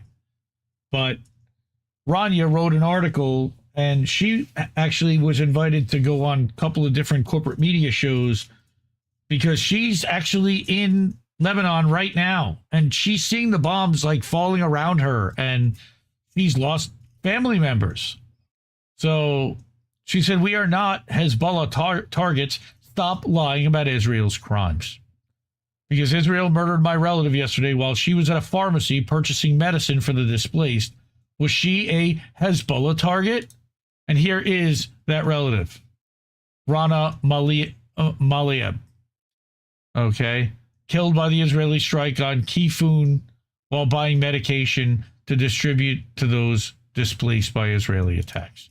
All right. So we go back. So Rania wrote this article. It's very short. And she's got a couple of her appearances in here. They killed Lebanese from all sects yesterday. I recently learned that a relative of mine, Rania Malieb, was killed in an Israeli airstrike on a pharmacy in Kifun. She was purchasing medication to distribute the displaced. Was she a Hezbollah target?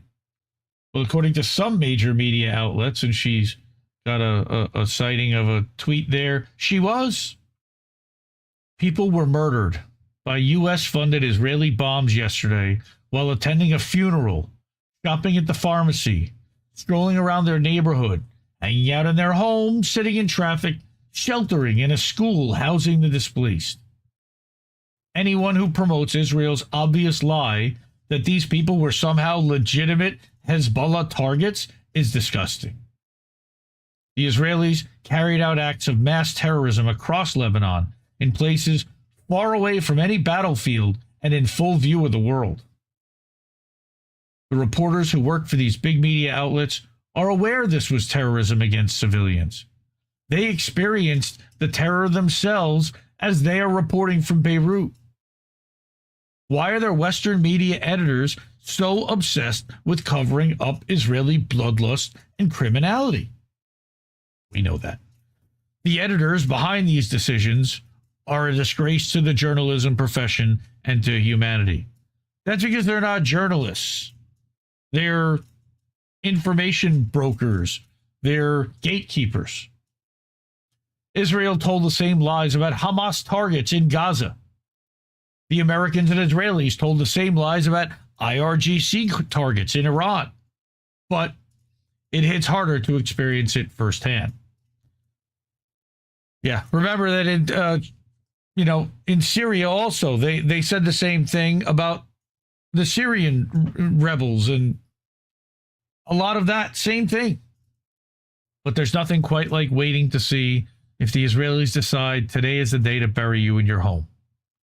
Then, feeling relieved that it didn't happen to you, then opening the New York Times and reading that the fate you were lucky enough to escape befell Hezbollah targets, like your relative who was buying medicine for the victims of Israel's latest Nakba. Here is my message to the mainstream editors. Stop lying about Israel's crimes. We see through your bullshit. The idea that there was Hezbollah targets hit is a lie. It's an obvious lie. People were bombed while attending funerals. They were bombed while shopping. They were bombed while strolling around their neighborhoods. They were bombed hanging out at their houses. They were bombed just sitting in traffic. Is that Hezbollah traffic? I mean, give me a break. I saw the New York Times also say Israel was bombing Hezbollah targets. I just want to say this to the editors who are editing these headlines and sentences about what's happening here, because yesterday was pure terrorism. And if you're describing it as anything else, you are a disgusting and shameful person who is promoting lies and has no business working in media. Israel carried out acts of pure terrorism across Lebanon yesterday. And this was, again, far from any battlefield and in full view of the world. And the thing that's interesting here, Zoe, is that all of these major media outlets have reporters on the ground here. And those reporters were in Beirut. They were terrorized too. So why? Why are Western media editors so obsessed with covering up for Israel's crimes? Why are you so obsessed for covering up for criminal, lunatic, genocidal maniacs? Like these editors, in my opinion, because those genocidal lunatic maniacs are their bosses. Pathetic. What do you mean, Rania? That's why. Because they're the same people that own the networks are the ones that want the bombs to be falling. Cowards, or they're a disgrace to journalism and humanity at this point. Yeah, I would say that it's B. But they're not journalists and they don't really care about being a disgrace to journalism. They're propagandists and they're monsters. So she actually appeared on ABC News to correct the record. She was invited to basically say a lot of the same stuff. She called out Israel's indiscriminate bombings. She rejected propaganda. Again, I'm not going to play because I'm not really a fan of corporate media and amplifying that. It's nice that they invited an independent on, somebody who was actually there to tell from firsthand experience how that was going.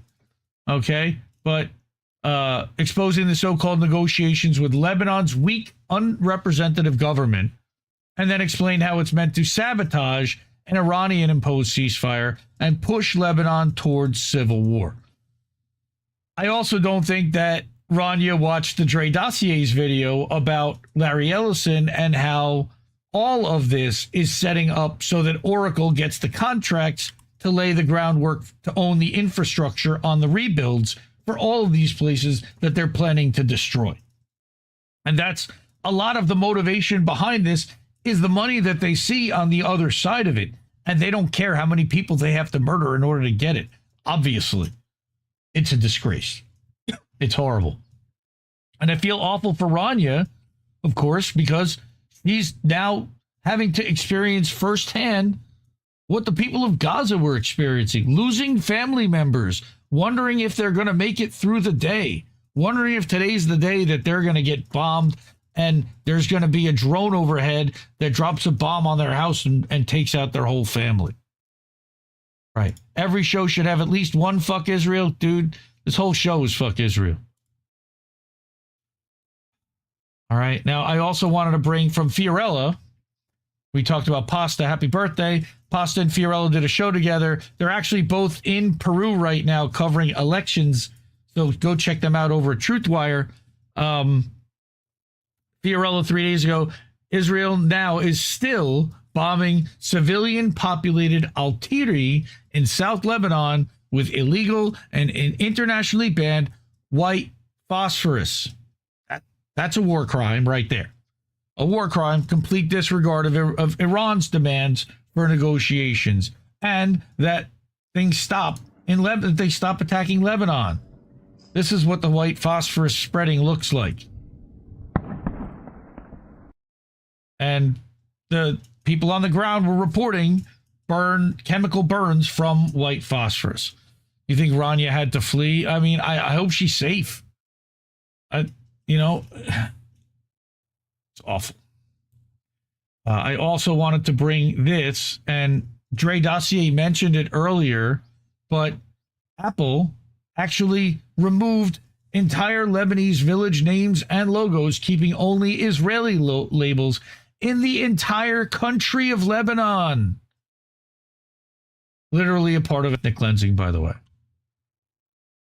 That's mind blown. How? How is that allowed? I mean, shit, they allowed Apple Maps change the Gulf of Mexico to the Gulf of America. I mean, and nobody stops this. I mean, again, how do you boycott Apple Maps? How do you? Yeah, they're taking out infrastructure. They're taking out entire villages. They're murdering civilians, knowing that they're civilians, and then claiming that they're Hezbollah. Yeah. Oh, yeah. Yes, and today's fresh hell, Trump's pick to replace the Fed chair is worth $100 million. His wife's a billionaire. Of course, because corruption breeds corruption. And that's where we're at. All right. Even better, I understand show covers something else from time to time, maybe, but right now, a lot of what's happening in the world destabilized is happening because of Israel and because people are running cover for the genocide that Israel's been committing for now 2.5 full years, almost 3 years. White phosphorus reignites in wounds during bandage changes. Oh my God. Just awful. Awful. All right. Okay, so let me go back here. We are completely user-funded, so support independent media because we need it more than ever. The ways to do that are right there. Cash App, $, Indie News Network, and ko-fi.com/Indie News Network. PayPal.me/IndieNewsNetwork. Patreon.com/IndieNewsNetwork if you want to do monthly. You can leave a tip over at IndieNewsNow.com. That's our website where we aggregate news 24/7. And then over at the Substacks, IndieMediaToday.com and INNNewsletter.com. I also think I forgot to mention that Fee and Pasta both are Indie Media Award honorees, so I need to hit one for each one of them. All right. And Rania, I said as well, she's part of Breakthrough News, which was one of them. Okay. I want to get to Iran and what's going on in Iran. And then I've got a couple things here, a couple of articles. Alan McLeod brought something, Rabina Qureshi, and I have one other thing here as well. Let me go check out on chat and say hi to everybody real quick. Hopefully all the audio came out better on the declassified segment, and on anything else we're watching. But yeah, it's a crazy time out there right now, and I am not hopeful as to what's happening at the moment. Although Iran has been holding its own, how long can it hold its own for? I mean, one of the things I think that these monsters count on is that they have the resources to sustain over a long period of time that most of these other countries just don't. And Iran having the oil, like the Strait of Hormuz right now is the big power play. Until Israelis and Americans can figure out another solution around that, they're going to have some negotiating power. Also, that I believe an aircraft carriers hit. They've shot down a couple of our planes. It has not been clean for the U.S. military whatsoever to attack this sovereign country. And we haven't done a ground invasion. And thank goodness we haven't done that yet, because we would get hammered in a ground invasion. But our bombs and our aerial assault, combined with Israel, is doing a substantial amount of damage on the ground in Israel. All right. And I want to bring a couple of articles that showcase that. This is Rabina Qureshi. Her Substack is Bearing Witness. She published this article the other day. 6 million Muslims displaced in Iran, in Palestine, and Lebanon. Who again is the real terrorist? Good question. For decades now, the West, at the behest of Israel, has literally been mass murdering Muslims in the millions. Over 6 million are now displaced alone in Israel, Lebanon, and Palestine. In Iran, sorry. It's funny, that number 6 million. I remember Israelis using that number for something else. It's rarely mentioned, counted, or commemorated, that 6 million displaced. Every indignity has been suffered by the Palestinians and the West with its double standards, which has the temerity to then preach human rights. We've watched for decades how Western leaders collude to treat the global majority. We've watched how Israel has been indulged as a victim. The lives of Palestinians and Iraqis, Iranians, Libyans, and Syrians have all been treated as nothing, expendable, collateral, not worth a story. I would add the Lebanese to that as well, unfortunately. We've watched how one man, Netanyahu, has been beating the drum for the West to reduce to ashes perfectly functioning Muslim societies. And they've done that to Afghanistan, Iraq, Libya, Syria. Netanyahu and his regime, and by extension Israeli society, refer to Israel as being this tiny little country surrounded by terror states. Really? You will, of course, say this if your policy is blind racial prejudice. And yes, Israel is an ethno-supremacist state, labeling countries because of their faith. And yet Christian and Jewish faiths enjoy protection in these countries. The U.S., Israel, Europe, and the rest of the West like to give the impression that these countries are barbaric, savage, incapable of giving human rights. Judging by Israel's actions in Gaza and the U.S.'s actions to immigrants in its country, and Europe's treatment of those who oppose genocide, tell me again, who's barbaric and savage? Have you heard the lies told by the U.S. president, who features thousands of times in the Epstein files? I heard over 1 million.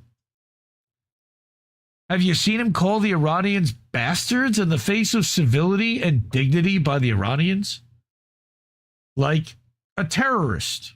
In the middle of apparent peace talks, Trump launched an unprovoked attack and killed their supreme leader. Like a terrorist, he dropped a U.S. Tomahawk missile on a school filled with 168 little schoolgirls and their 14 teachers. The Iranians finally reacted to persistent aggression, the supreme crime under international law, after showing strategic infinite patience.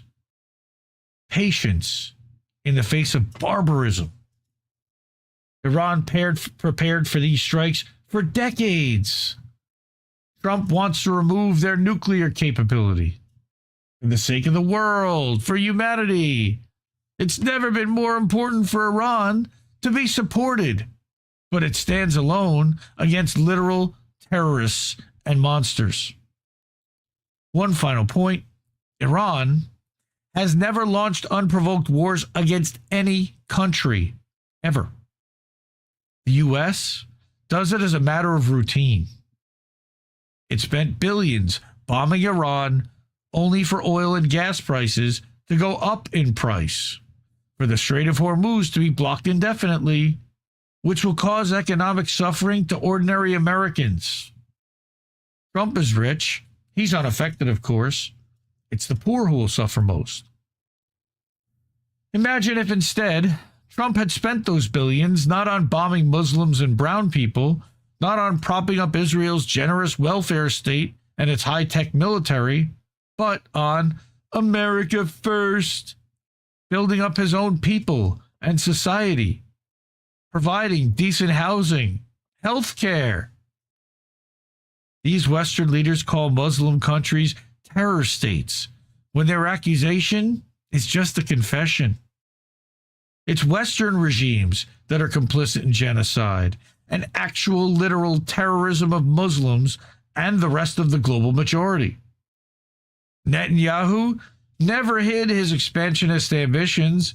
They are embroidered on the shoulder of every Israeli uniform, Greater Israel. Tens of thousands of Palestinian and Lebanese children and babies are no more. 6 million Palestinians and Lebanese have been displaced by Israel. U.S.-Real. That's the combined Israel-U.S. entity. The United States of Israel. The West has blood on its hands. And those of us who watched will never be able to unsee dead babies in incubators, shredded children in plastic bags, whole families buried under rubble, and dead little girls hanging like coats on street wires. Here's a video of Iranian railway stations built by the Iranian terror state. They look more like museums than basically functional railway stations. You should see their hospitals and roads and ancient mosques and churches and synagogues too, before the West needlessly bombed them. The question again remains, who are the real terrorists? And that's one of the backpacks from the Menab school. And that's the synagogue. Let's look at the caption there. That's the rabbi standing at the ruins of the synagogue that was bombed by Israel in Iran. And the Palestinians that are lined up for potential execution by the IDF in Israeli torture facilities that they call prisons.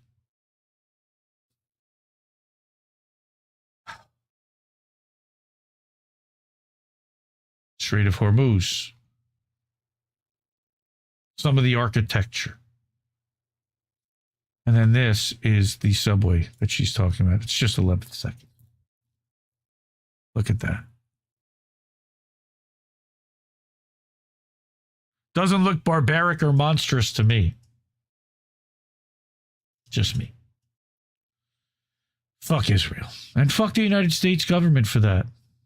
So, not only that, but Israeli official threatens the world live. Quote, anyone who criticizes Israel is our enemy. We will watch you through Google. We will expose your weaknesses. We will get you fired from your job. And if you own a business, we will bankrupt you. This is not a random activist speaking. This is an official from the Israeli embassy in Washington.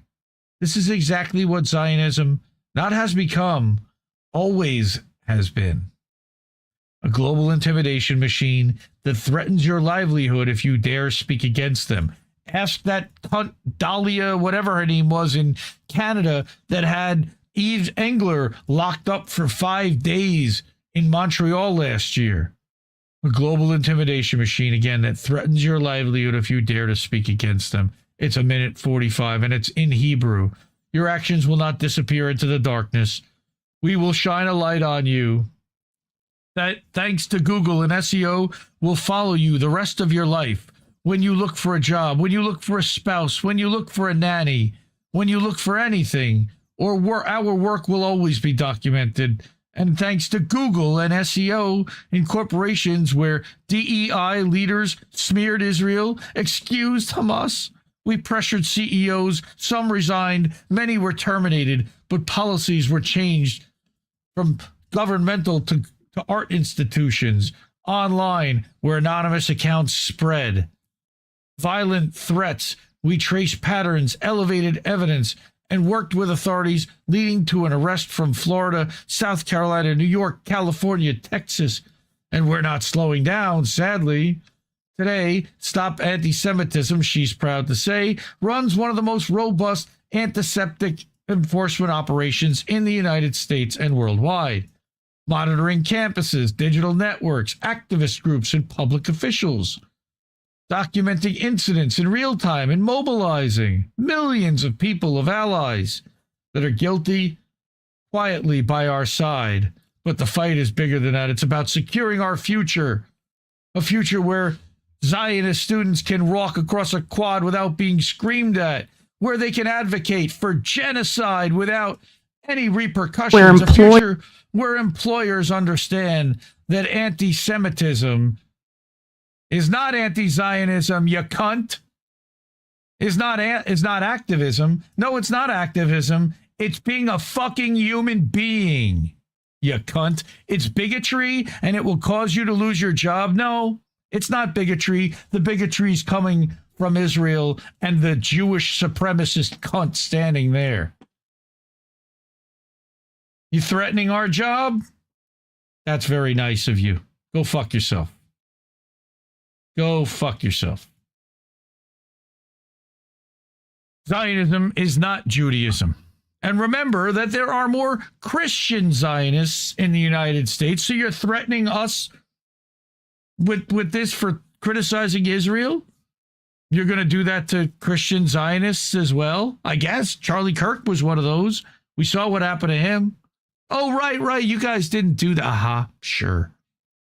All right. But more Christian Zionists in the United States than Jews worldwide. Don't forget that. That is until they find out how Christians are actually treated in Israel by Israelis. All of this is Israel trying to ignite a religious war to have Christians murder Muslims on Israel's behalf. Don't get fooled. This is these assholes trying to start a religious war. Fuck them. Don't let them do it. Next, I brought this piece from Alan McLeod, Mint Press News, both Indie Media Award honorees. All right. U.S. and Israel have bombed 307 plus medical facilities in Iran, carrying on the long tradition of targeting medical workers. 307. That is 307 war crimes. This is a short one from Ellen, so I was happy to bring it. The United States and Israel are systematically targeting hospitals in Iran. Sound familiar? In 1 month of bombing, the two countries have hit at least 307 health centers across the country, according to reports from the Iranian Red Crescent. The carefully planned destruction of the Islamic Republic's medical infrastructure fits into a long history of deliberate U.S. attacks on hospitals. Since the end of World War II, Washington has targeted medical centers in at least 16 countries, and the 307 Iranian sites hit doesn't even come close to the record for the number of hospitals in any country destroyed by American bombs and missiles, amazingly enough. There was no warning. The U.S. and Israeli airstrikes hit Gandhi Hotel Hospital in northern Tehran on March 1st and again on March 2nd. I showed those pictures last week. Locals were fasting for Ramadan as missiles tore into the building, shattering glass and wrecking its neonatal unit, an ICU. Completed in 2009 and described as a beacon of Iranian medicine and one of the most advanced medical centers in West Asia, the 17-story building was among the country's most important hospitals. Images of the aftermath show a once proud building in ruins, with floor after floor devastated. Gandhi Hotel Hospital is one of more than 300 medical centers that have been hit by U.S. and Israeli strikes. 9 days afterward, on March 11th, the Gulf Martyrs Educational and Medical Center in Bushehr on Iran's southern coast was targeted and severely damaged. Missile explosions destroyed much of the hospital's medical equipment. Even as the glass was still falling, authorities made the decision to rush patients to the nearby Nuclear Scientists Martyrs Hospital, despite the fear of a double-tap strike, like the ones often seen in Israeli attacks on Palestine, and also seen in the Manab girls' school bombing. Video footage from the aftermath of the attack shows wards, waiting rooms, and corridors completely devastated, with both walls and roofs collapsing under the strain of the bombardment. The Imam Ali Andishmek's only hospital and patients were forced to be bused to healthcare facilities in other cities, according to Hossein Kermanpour, head of public relations for the Iranian Ministry of Health. I wish Trump and Netanyahu understood that this is a crime against humanity, he said. I think they do, but they don't really care. Other medical infrastructure, including a first responder center, an Iranian Red Crescent office, and of course, as we mentioned last week, the Louis Pasteur Institute, a medical research laboratory, have also been hit. What message does attacking hospitals, pharmaceutical companies, and the Pasteur Institute as a medical research center in Iran convey? Well, as a specialist physician, the president urged the WHO, the Red Cross, Doctors Without Borders, and physicians worldwide to respond to this crime against humanity. They've been responding. It's just falling on deaf ears. The attacks have largely been ignored by Western media because they've been instructed to be ignored. Few newspapers or TV news reports have even mentioned the damage to the country's healthcare system, let alone centered it as a major news story. So this is the U.S.'s long history of bombing hospitals. President Trump alone has a history of targeting medical facilities. Last year, U.S. forces carried out 14 separate airstrikes on the Al-Rasul Al-Azam Oncology Hospital in Sadr, Yemen, the centerpiece of the country's healthcare network. A cancer center in Yemen. For a full investigation into that attack and the U.S.'s long history of targeting civilian medical infrastructure around the world, here's another Mint Press report linked there. Quote, with the Yemen attack, the U.S. constitutes long history of deliberately bombing hospitals. Repeated attacks against hospitals is more of a pattern than an aberration for Trump. In 2017, the U.S. carried out 20 strikes in Raqqa, Syria, using white phosphorus munitions to do so. Wow, we just saw white phosphorus dropped in Lebanon 3 days ago, killing at least 30 civilians in the process then. Trump's predecessor, Barack drone bomber-in-chief Obama, was not less fond of targeting healthcare facilities. In 2015, his administration ordered a bombing campaign against a Doctors Without Borders hospital in Kunduz, Afghanistan. The building was one of the largest and most recognizable in the city, and an internal inquiry found that the airmen aboard the gunship pushed back against the order, citing its illegality. They shouldn't have fired. They were overruled and forced to carry out the strike, killing at least 42 people. Obama's attack on the Doctors Without Borders facility marked the only time in history that one Nobel Peace Prize winner has attacked another one. During his time in office, Obama bombed 7 countries, including Libya, where U.S. planes struck a hospital in Sliten, leveling it completely.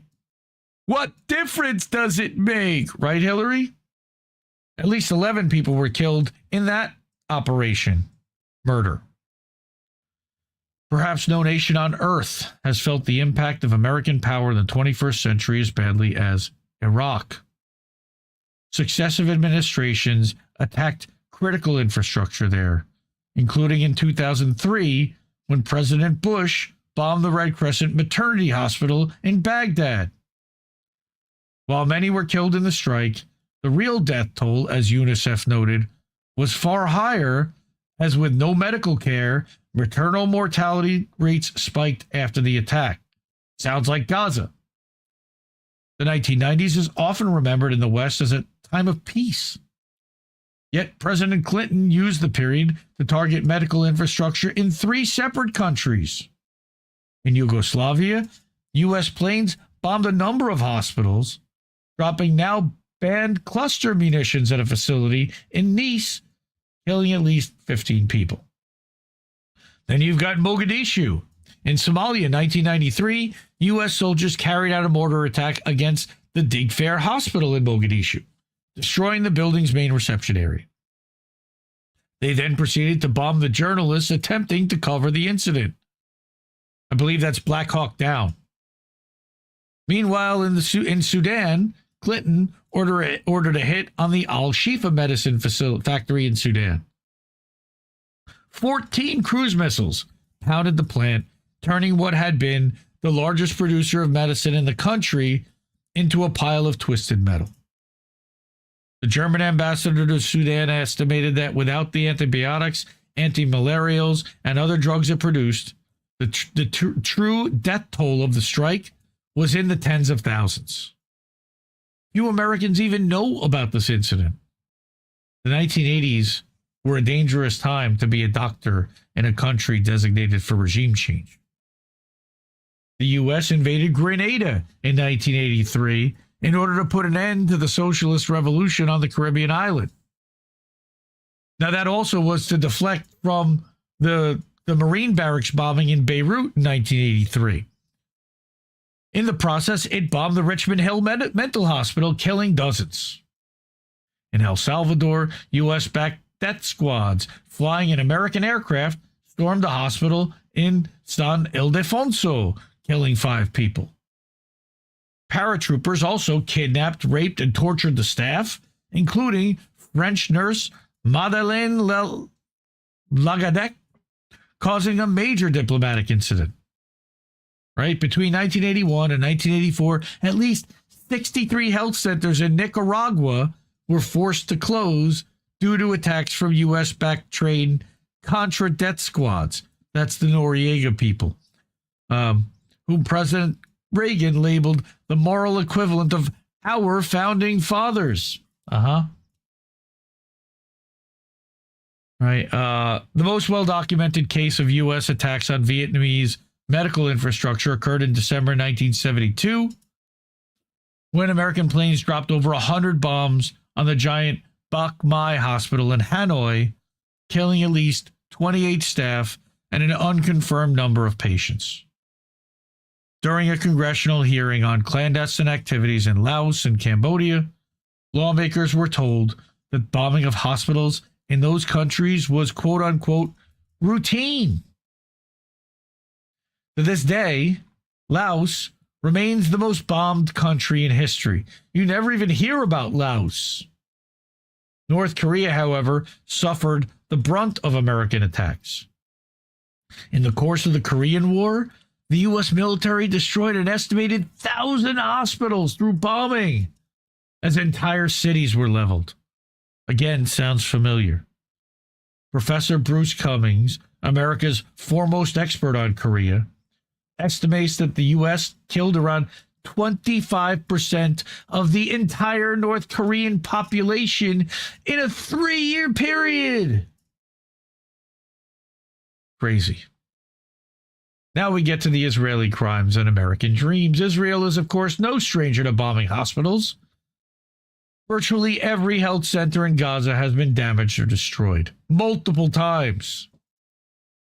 IDF snipers have targeted healthcare workers inside hospitals, have kidnapped and tortured doctors, freed Dr. Hussam Abu Safia and all the other doctors held in captivity. But particularly noteworthy, again, is the murder of Adnan al-Bursh, head of orthopedics at Al-Shifa Hospital. In December of 2023, al-Bursh was arrested and detained for months and was likely raped to death by IDF troops. Israel is now systematically targeting Lebanon's health system, as I've mentioned before, as it did with Palestine, shelling hospitals deep inside the country. As a result, at least 57 Lebanese healthcare workers have died. The U.S. attacks on Iranian infrastructure are part of a wider regime change operation aimed at overthrowing the Islamic Republic and installing a U.S.-compliant administration, or at least a World Economic Forum-compliant administration. In recent times, Washington has assassinated the country's supreme leader, carried out protracted economic warfare that seriously harmed Iran, and fomented protests aimed at destabilizing and dislodging the government.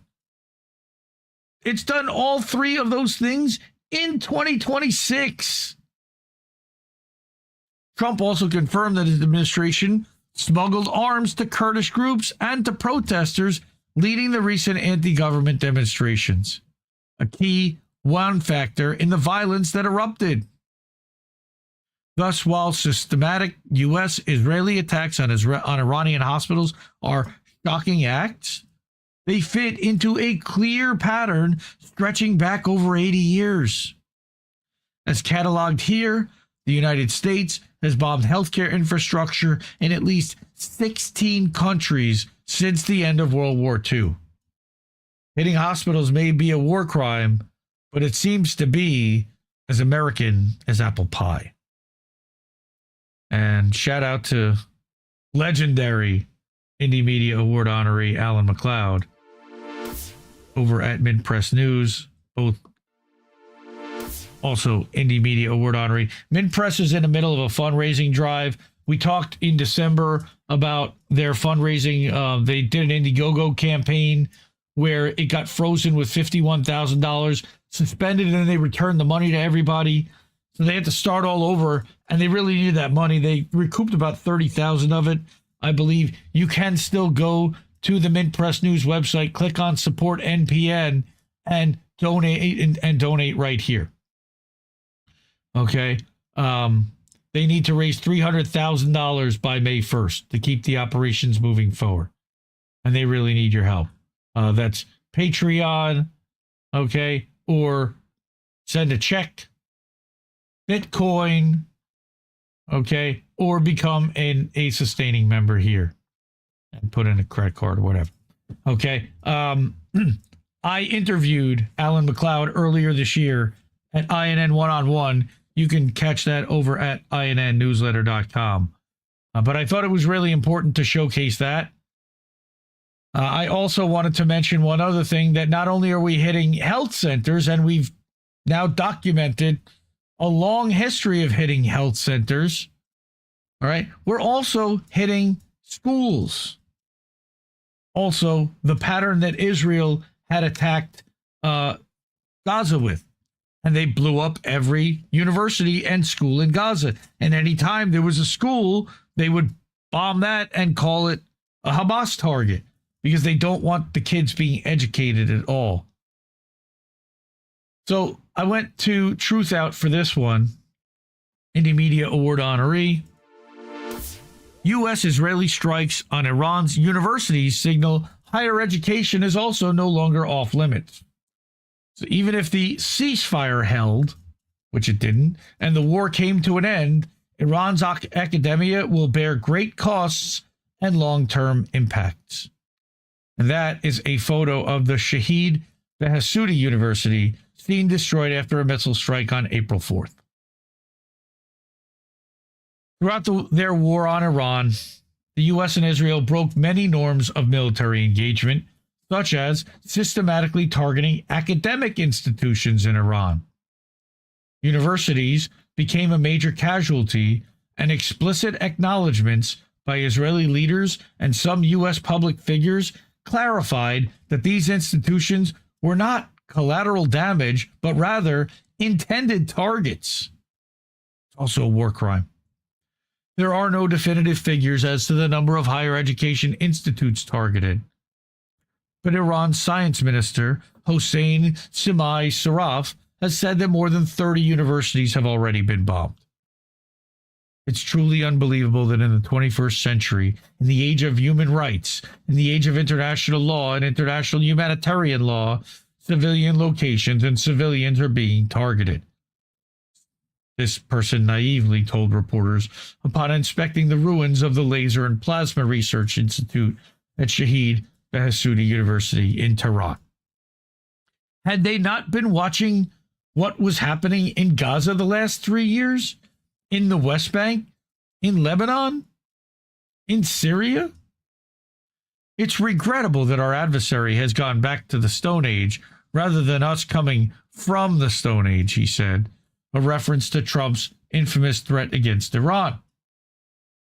He added that the international community is deprived of Iran's human potential when the country's scientific centers become targets in military campaigns. Sure. Founded in 1960 as the National University of Iran, Shahid Beheshti University, or SBU, is known for its robust law, literature, and architecture departments. The UK-based QS World University Rankings had ranked that university 214th in Asia among over 1,500 universities listed regionally. So it was up there in the top, 30%? Mir Hussein Mousavi, a former presidential candidate and leader of the 2009 Green Movement, who's been under house arrest since 2011, is an SBU alumnus. House arrest for 15 years. The most shocking incident in this string of attacks was the bombing of Tehran's Sharif University of Technology, often referred to as Iran's MIT. Why wouldn't Israel want to hit the technology centers? In the early hours of April 6th, U.S.-Israeli airstrikes on the southern parts of the iconic campus destroyed several buildings, including the Philosophy of Science Group, High Performance Computing Center, and Information and Communication Technology Center. 60 years after its founding, Sharif University has established itself as an internationally renowned center for research and academic collaboration. Even at the height of tensions between Iran and the U.S. in the late 2000s, it hosted several American Nobel Prize recipients, including the 2005 economics laureate Thomas Schelling, Burton Richter, Joseph Houghton Taylor Jr., and they all gave speeches to students there. These scientists, as well as other U.S. academics who visited the college over the years, often said they left the campus astonished by the passion they had seen among Iranian students and their widespread appreciation for American thinkers. A glimpse into academic life in Iran that's often neglected in U.S. media reports, so that they can spin them as barbarians and lesser than. Sharif University of Technology is known for some of its distinguished alumni, including Mariam Mirzakhani, the late Stanford University scientist, and the first female recipient of the Fields Medal, the highest international honor in mathematics. But the university as a whole has gained a reputation for its selective admission process and elite public image. Of nearly 1 million high school graduates applying to undergraduate programs every year through a nationwide university entrance exam known as Concours, only between 800 and 1,000 applicants end up being admitted to Sharif University. Literally the top of the top. Over the years, it's also become known internationally as one of the pedigrees of Iran's brain drain, with a large number of its alumni leaving the country every year in search of better opportunities overseas. Representative Yasamin Ansari of Arizona, the first Iranian American Democrat in Congress, told Truth Out that she hoped that science and higher education leaders, as well as every member of Congress, denounced these attacks. Yeah, right. Half of them are encouraging them. Her quote is that destroying universities and civilian infrastructure will have long-lasting consequences for Iran's 90 million people and could amount to war crimes under international law. Yeah, they know, and they know that nobody's going to hold them accountable, and they would like to be the only ones that have the most educated people in the world. Thank you very much. These strikes are devastating and completely unjustified. Universities like Sharif University have produced some of the most brilliant and successful Iranian Americans in our country. Destroying universities and civilian infrastructure will have long-lasting consequences for Iran's 90 million people. Yes. Shortly before Sharif University was targeted, the bombing of Iran University of Science and Technology had sent shockwaves throughout the country. That one was founded in 1929, ranked 77th in Times Higher Education's ranking of universities in all of Asia. Again, over 1,500 universities ranked 77th, leveled to the ground because Israel and the U.S. wanted to. Right. When IUST's School of Railway Engineering was founded in 1997, it was reportedly the first such academic department in the Middle East. The university's sprawling campus in Tehran's Narmark neighborhood hosts 19 libraries. Universities in Iran and the United States have tried to maintain their ties over the years of diplomatic bitterness and splitting the two governments. Cultural and academic exchanges were not always totally disrupted, and goodwill delegations of professors and academic administrators have traveled between the two countries in a bid to bridge the gaps. Especially under Obama, in June 2015, a group of senior U.S. higher education representatives was sent to Iran by the Institute of International Education, led by IIE's then president, Alan Goodman. IIE described the event as a historic new chapter in educational relations. And then we got Trump. Some of the Iranian institutions the group visited included Shahid Beheshti University and Isfahan University of Technology, both of which were bombed in this aggression. But even with this history of engagement, under difficult circumstances, and in the face of pushback by hawkish politicians on both sides, U.S. universities have been largely silent on the tide of destruction affecting their Iranian counterparts. Since coming to office, Trump has kicked off a full-throated assault on higher education in the U.S., including cuts to DEI initiatives that facilitated the extension of opportunities to underrepresented demographics on campus, and bringing multi-million-dollar lawsuits against elite universities. They also are compiling lists of anti-Zionist Jewish students and Jewish students alike. And they subpoenaed Columbia University for that, for example. These policies came after universities, buoyed along by corporate media smears, cracked down on students protesting Israel's genocide in Gaza. That was while Biden was still in office.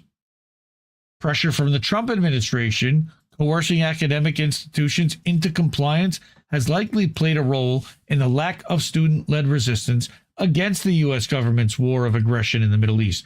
Yeah, they've taken actions to stop the encampments. The lack of outcry, including from U.S. universities, reflects how Israel's annihilation of Gaza's higher education system has normalized the targeting of universities. I don't think it's normalized it. I think they've scared and intimidated the students into silence. Of course, Quincy Institute. In addition, U.S. universities have been largely cowed by Trump and would be unlikely to risk drawing his ire by criticizing his administration's bombing of Iranian universities. While I sincerely hope that the U.S. will no longer attack Iran, I expect that the memory of America bombing several of their most prestigious universities will linger for decades. As well it should.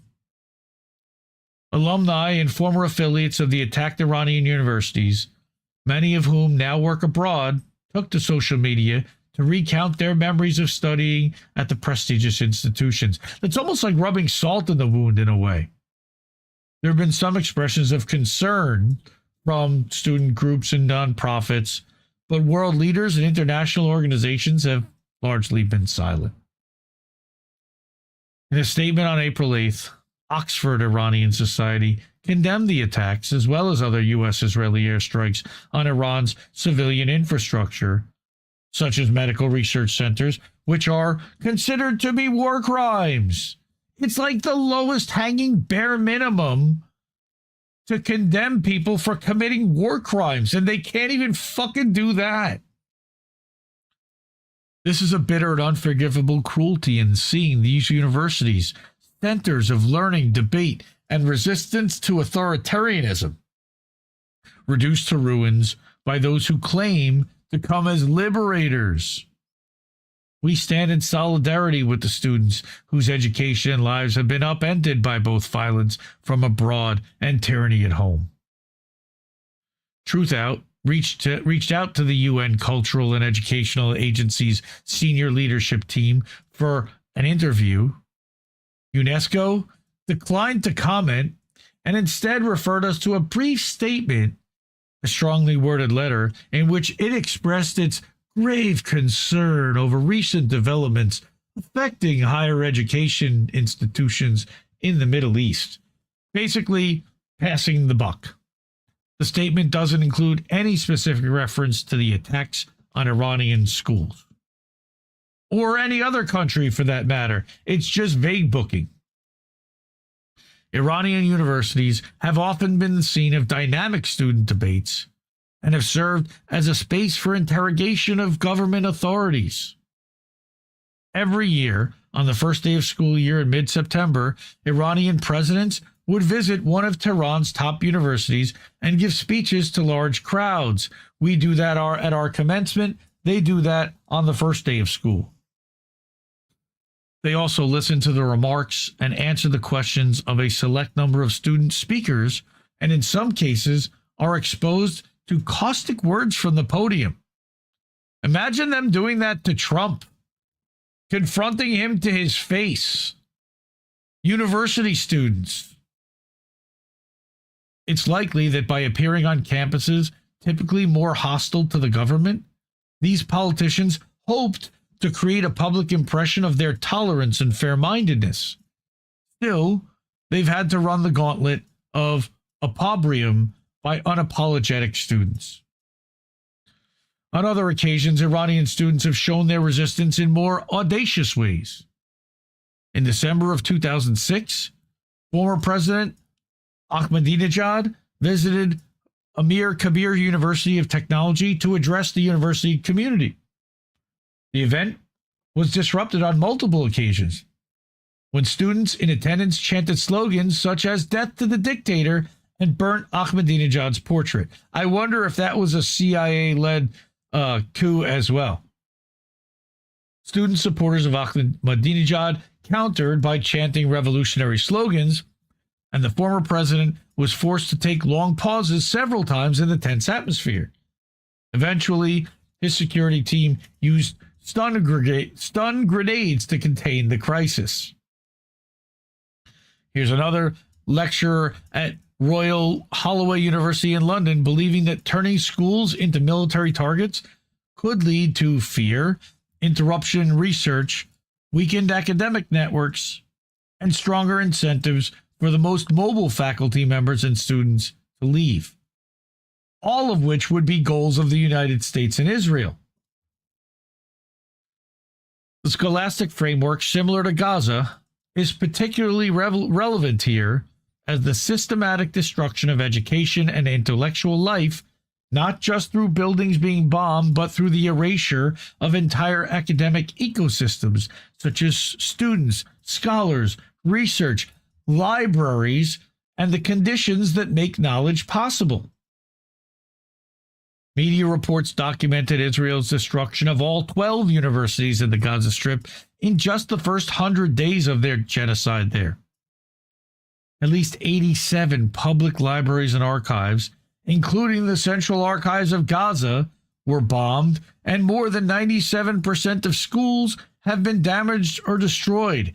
How do they get their birth certificate to prove their birth date when all of the health ministry records were destroyed?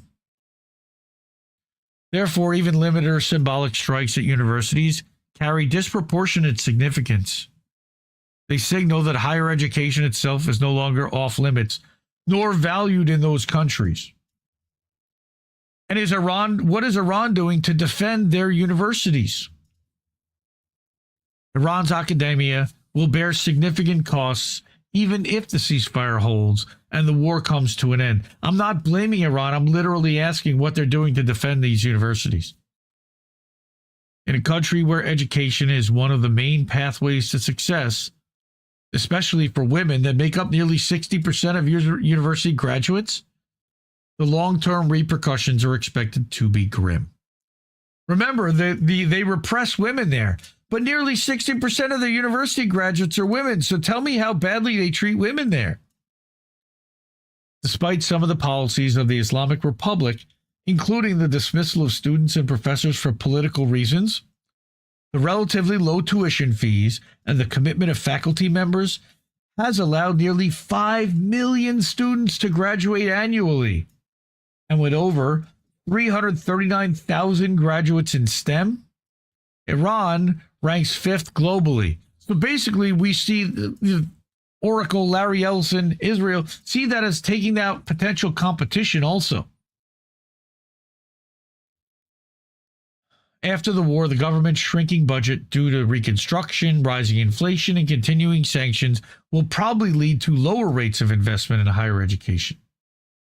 Higher tuition fees and lower income levels will be a serious obstacle to student enrollment, particularly from the lower classes, and you're going to see a further divide there, a wealth gap. Again, intentionally. Good article by Truth Out there. A lot of details, a lot of data that I really had not seen about universities in Iran. Not 100% of women graduating. No, it's not that 100% of women graduating. It's 60% of the total graduates are women. 40% are men. I don't know what percentage of women that attend actually graduate, but what they're saying is that 60% are women versus 40% being men. Okay. So fuck Israel and the United States for all they're doing in Iran, who did not attack us. This is all part of Greater Israel. This is all to distract from the Epstein files. This is all, a distraction so that you're too busy keeping your head on a swivel while they continue to execute their plan step by step to take out governments, to take over land, to demolish areas, to demolish societies and communities, displace millions, and rebuild it from the ashes in their own name and steal the land and steal the resources underneath. Just beyond disgusting. Fuck Israel for all that. All right. Support independent media because we need more than ever. You can know the ways to do that. The easiest way to do that is ko-fi.com/IndieNewsNetwork. That'll pop something up on screen. You can also support over at Cash App, $Indie News Network. There's no fees there. There's no fees also at paypal.me/IndieNewsNetwork if you do it as friends and family. Patreon.com/IndieNewsNetwork is a monthly, as well as IndieMediaToday.com and INNNewsletter.com. You can subscribe monthly or annually over there. And you can leave a one-time tip at our website, IndieNewsNow.com, which is also a news aggregator website that pulls from a lot of the sources that you're seeing here tonight, as well as more than 100 other sources across independent media, ad-free and commercial-free. Okay. I've got a quick lightning round. We'll do the GoFundMes, and we will head out for the night. Okay. So, lightning round, lightning round, lightning round. We talked about the Prairieland 16. These are the people that have now been convicted and have been sentenced to decades in prison, okay, because of an attack that happened in Houston at the ICE detention center in Prairieland, Texas. There was a protest. There was an officer shot, and 16 people were rounded up, one of whom wasn't even there, and he was prosecuted and convicted of transporting Antifa materials in his car across town, literally. Well, Unicorn Riot, another Indie Media Award honoree, all right, did this investigation as to why was the Prairieland jury persuaded to convict given the government's weak case. This is a really important article. I'm going to drop in the description on Substack after the show. I want you to go back and read this article. I don't have the time to go through it tonight, but it's really important to understand we've got a corrupt judge here. Okay, you've got a judge that has been completely biased against these activists and tried to dismiss the case. And tried to dismiss the jury.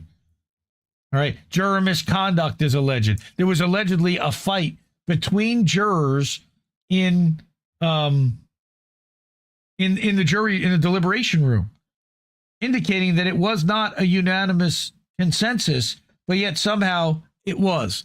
And there might have been bullying, and they're talking about how if there was some kind of coercion, that is a violation of the Constitution. Real problem. So check that one out. Next, real quick, I'm not going to play any of it, but this is a podcast. I'm a big fan of Sludge, which is an outlet founded by David Moore and Donnie. I don't remember Don. Can't remember his last name off the top of my head. We've brought a lot of Sludge articles over the years. I'm a paid subscriber to Sludge.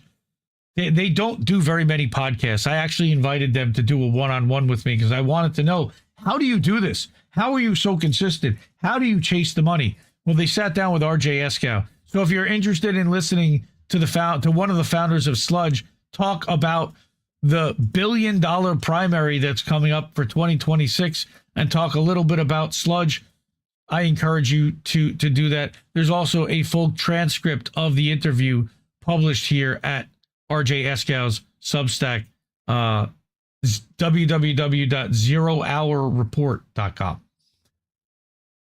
Next, this is really sad. You know, I could have put this earlier in the Fuck Israel segment. In the capital of the Netherlands, Amsterdam, where I have been multiple times, a commemorative event was held for Palestinian children and journalists killed in Israel's attacks on Gaza.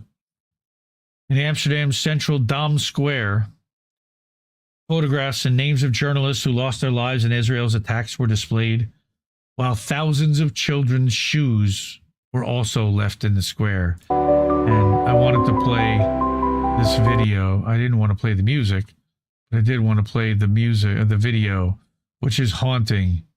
to see just how many shoes. I'll mute it.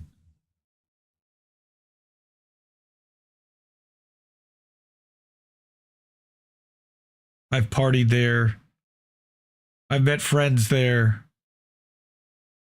I've attended a carnival there.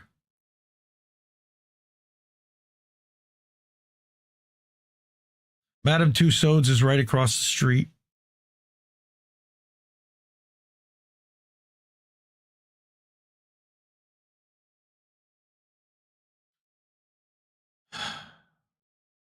All those people murdered. Why? So Israel could steal their land and resources.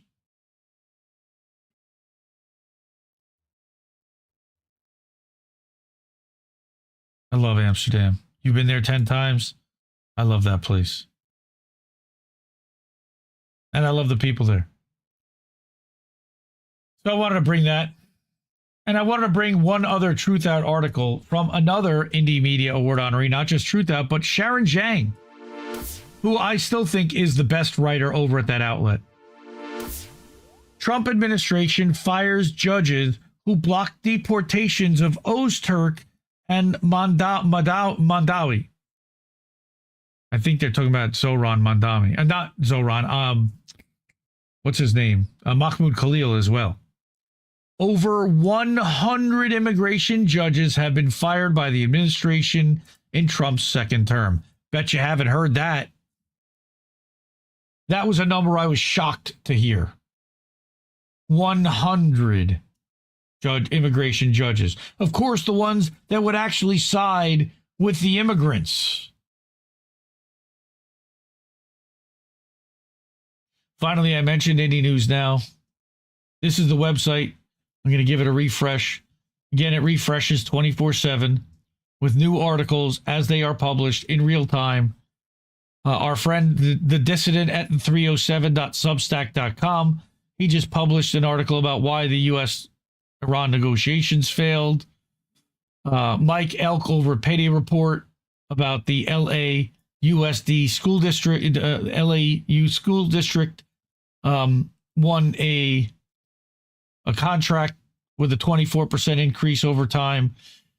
So again, this updates all day, all night, every day. So go check it out, bookmark it, come back here, set it to your homepage every day. You'll see a new set of stories all the time.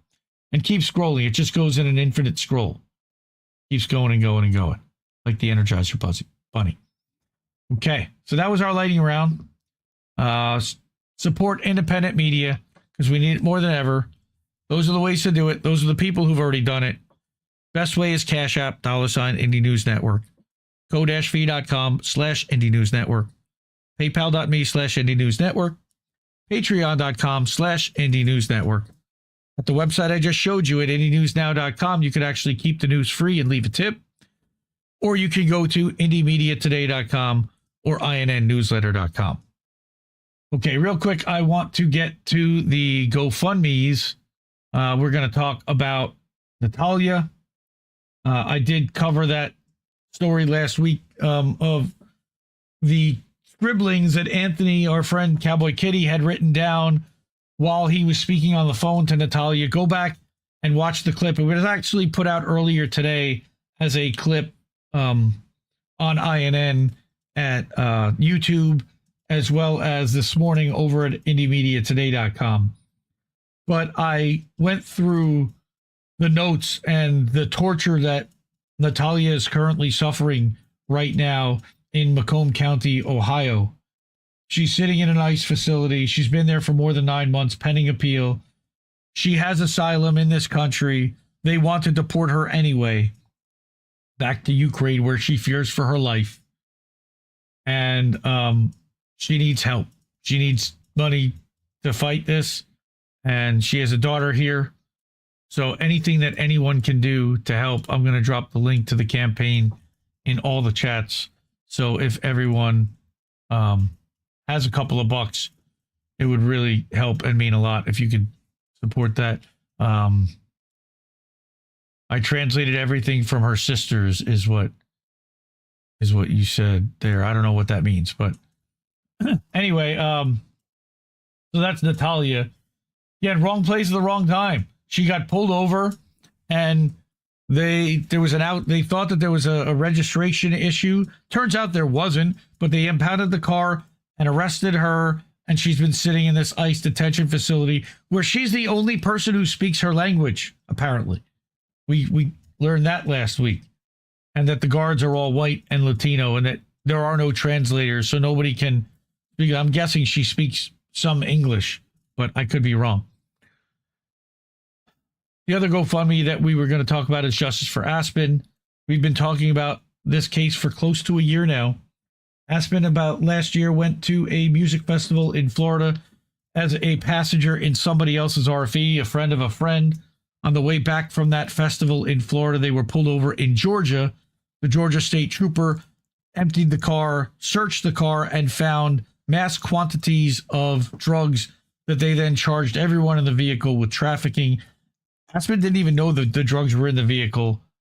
She barely knew the guy that was driving it. Again, it was a friend of a friend that she trusted. Her friends lied to her and screwed her over. She spent more than 2 weeks in jail in May in Georgia County lockup.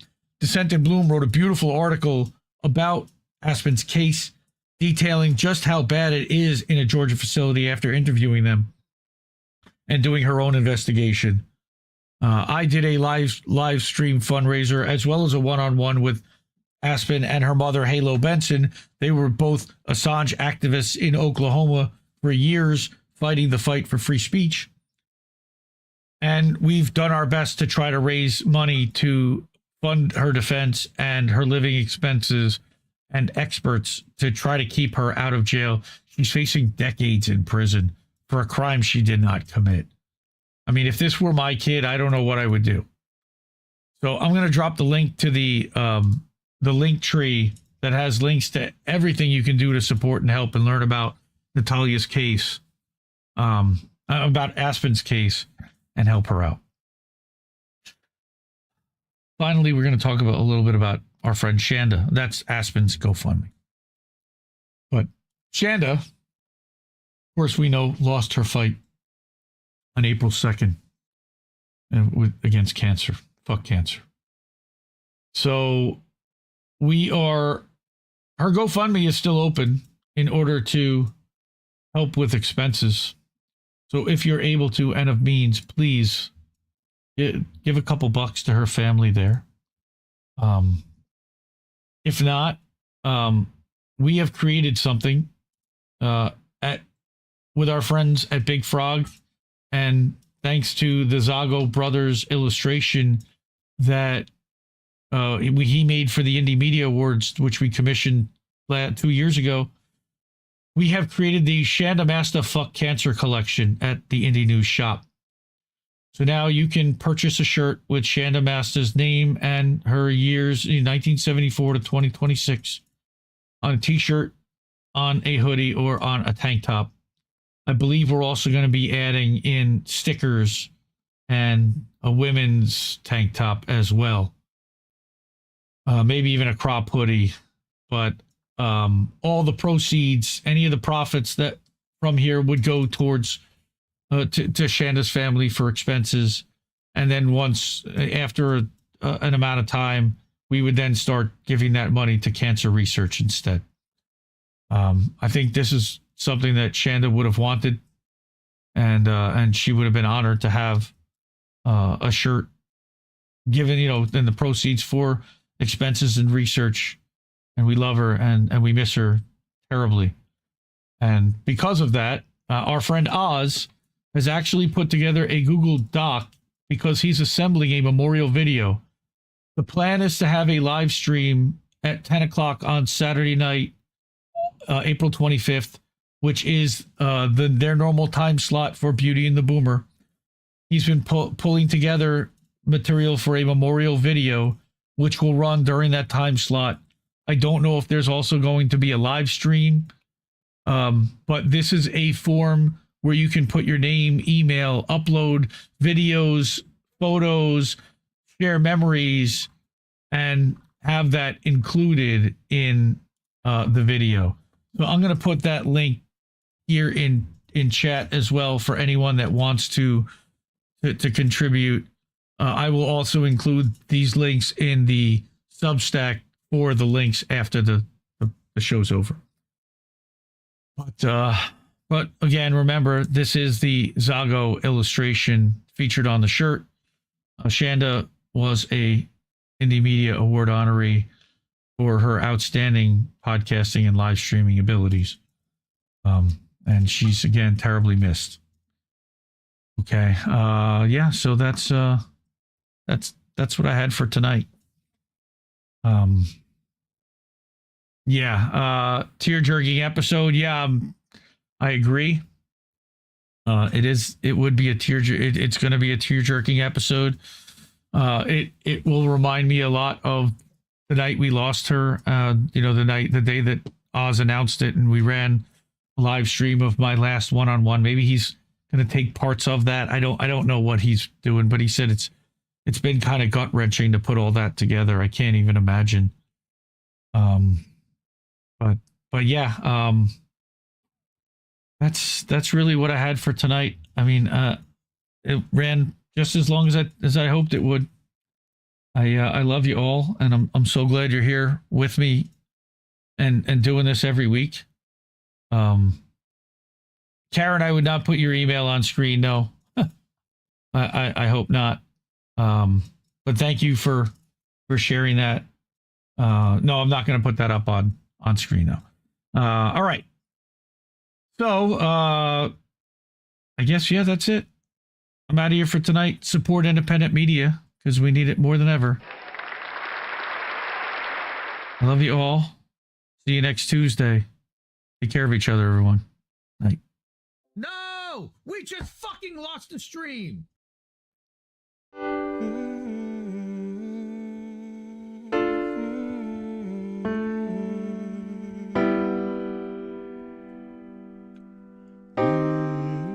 I think I liked it better being blind, when I couldn't read between the lines, and when I couldn't see the cracks in the structure that lay bare before me the whole time.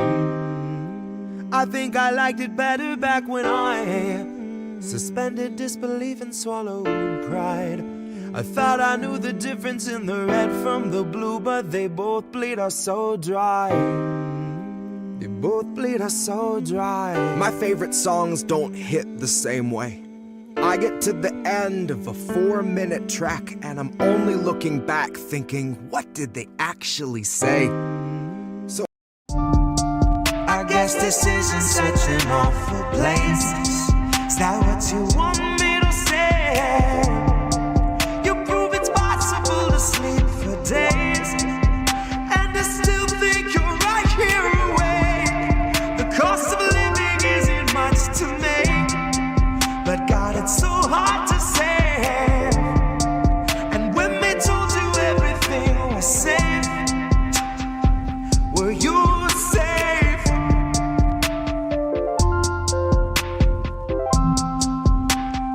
Were you safe?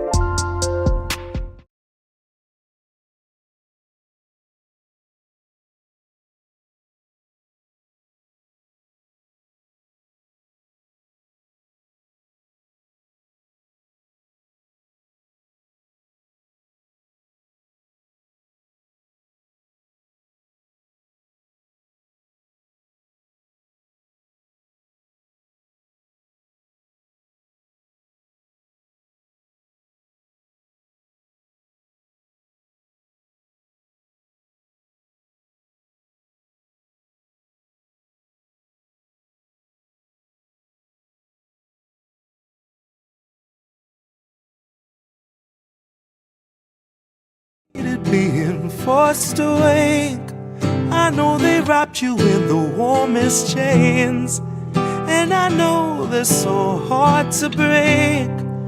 You only said what you were made to say. I can't imagine how you feel today, now that you're watching as it caves away. While you were telling us to keep the faith, I bet you wondered why they made you wait. bet you wondered why they made you wait. Pity not the vultures, they've enough to eat. Pity not the structures laying at your feet. Cannot see the sky, but there's this rainbow in the creek that spells pity-free speech when we can't afford to speak. That's Agenda 2030 on some early release. It's just our policy of never-ending chemical leaks. That's the cholera awash in your embedded beliefs.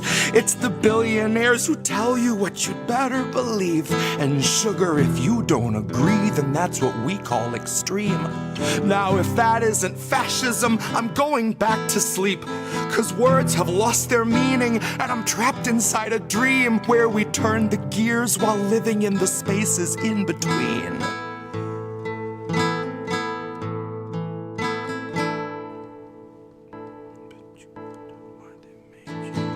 I know you hated being forced awake. I know they wrapped you in the warmest chains, and I know they're so hard to break. You only said what you were made to say. Poor thing. I can't imagine how you feel today, now that you're watching as it caves away. While you were telling us to keep the faith, I bet you wondered why they made you wait. Bet you wondered why they made you wait. My dial doesn't go to delicate. I'm writing for when Biden drops and Madam Zero delegates come stumbling up the podium, square peg in her element, popping OxyContin like they're velements, laughing as she pawns off all our pensions for Ukrainian development, depleted rounds and cluster bombs, the shit that stunts development, all buried under excrement, accepted as American intelligence. A contradiction in its eloquence. Terms of surrender penned by hands that felt the threat of disconnect, if not dismemberment. Oh, what little proof you have to fake to make a nation love the bomb and change its tune and warp its temperament. Oh, the dues you'll pay for NATO membership. Oh, the things you'll say that no one's ever gonna hear. Cause you begged for all the censorship and now it's finally here. And you're tongueless out of terror and friendless out of fear, and about to turn the wheel with all your loved ones in the gears. And that's how it's been done. 250 years, there's nothing new beneath the sun, and no one trusts their eyes and ears. And scientific breakthroughs must be signed off by your peers, and autonomy's been stalking all our jobs like sickly deer. Well, maybe it's not every job. I should have made that clear, cause it seems like it's creative jobs we're seeing disappear. There's an app for writing novels, there's an app for writing hymns. They need people digging trenches, they need people splitting limbs, they need people building fences, keeping other people in. They will always need our backs to break, they'll always need our skin. And it took a lot of editing to turn us into this. It took years of careful programming to strip us of our wits. Cause your artificial worker, intelligent as it is, would make it half a shift and say, I'm too smart for this shit. I will not take a pittance for a day of scrubbing floors. I won't make enough to pay for food but still prepare you yours. Cause you can't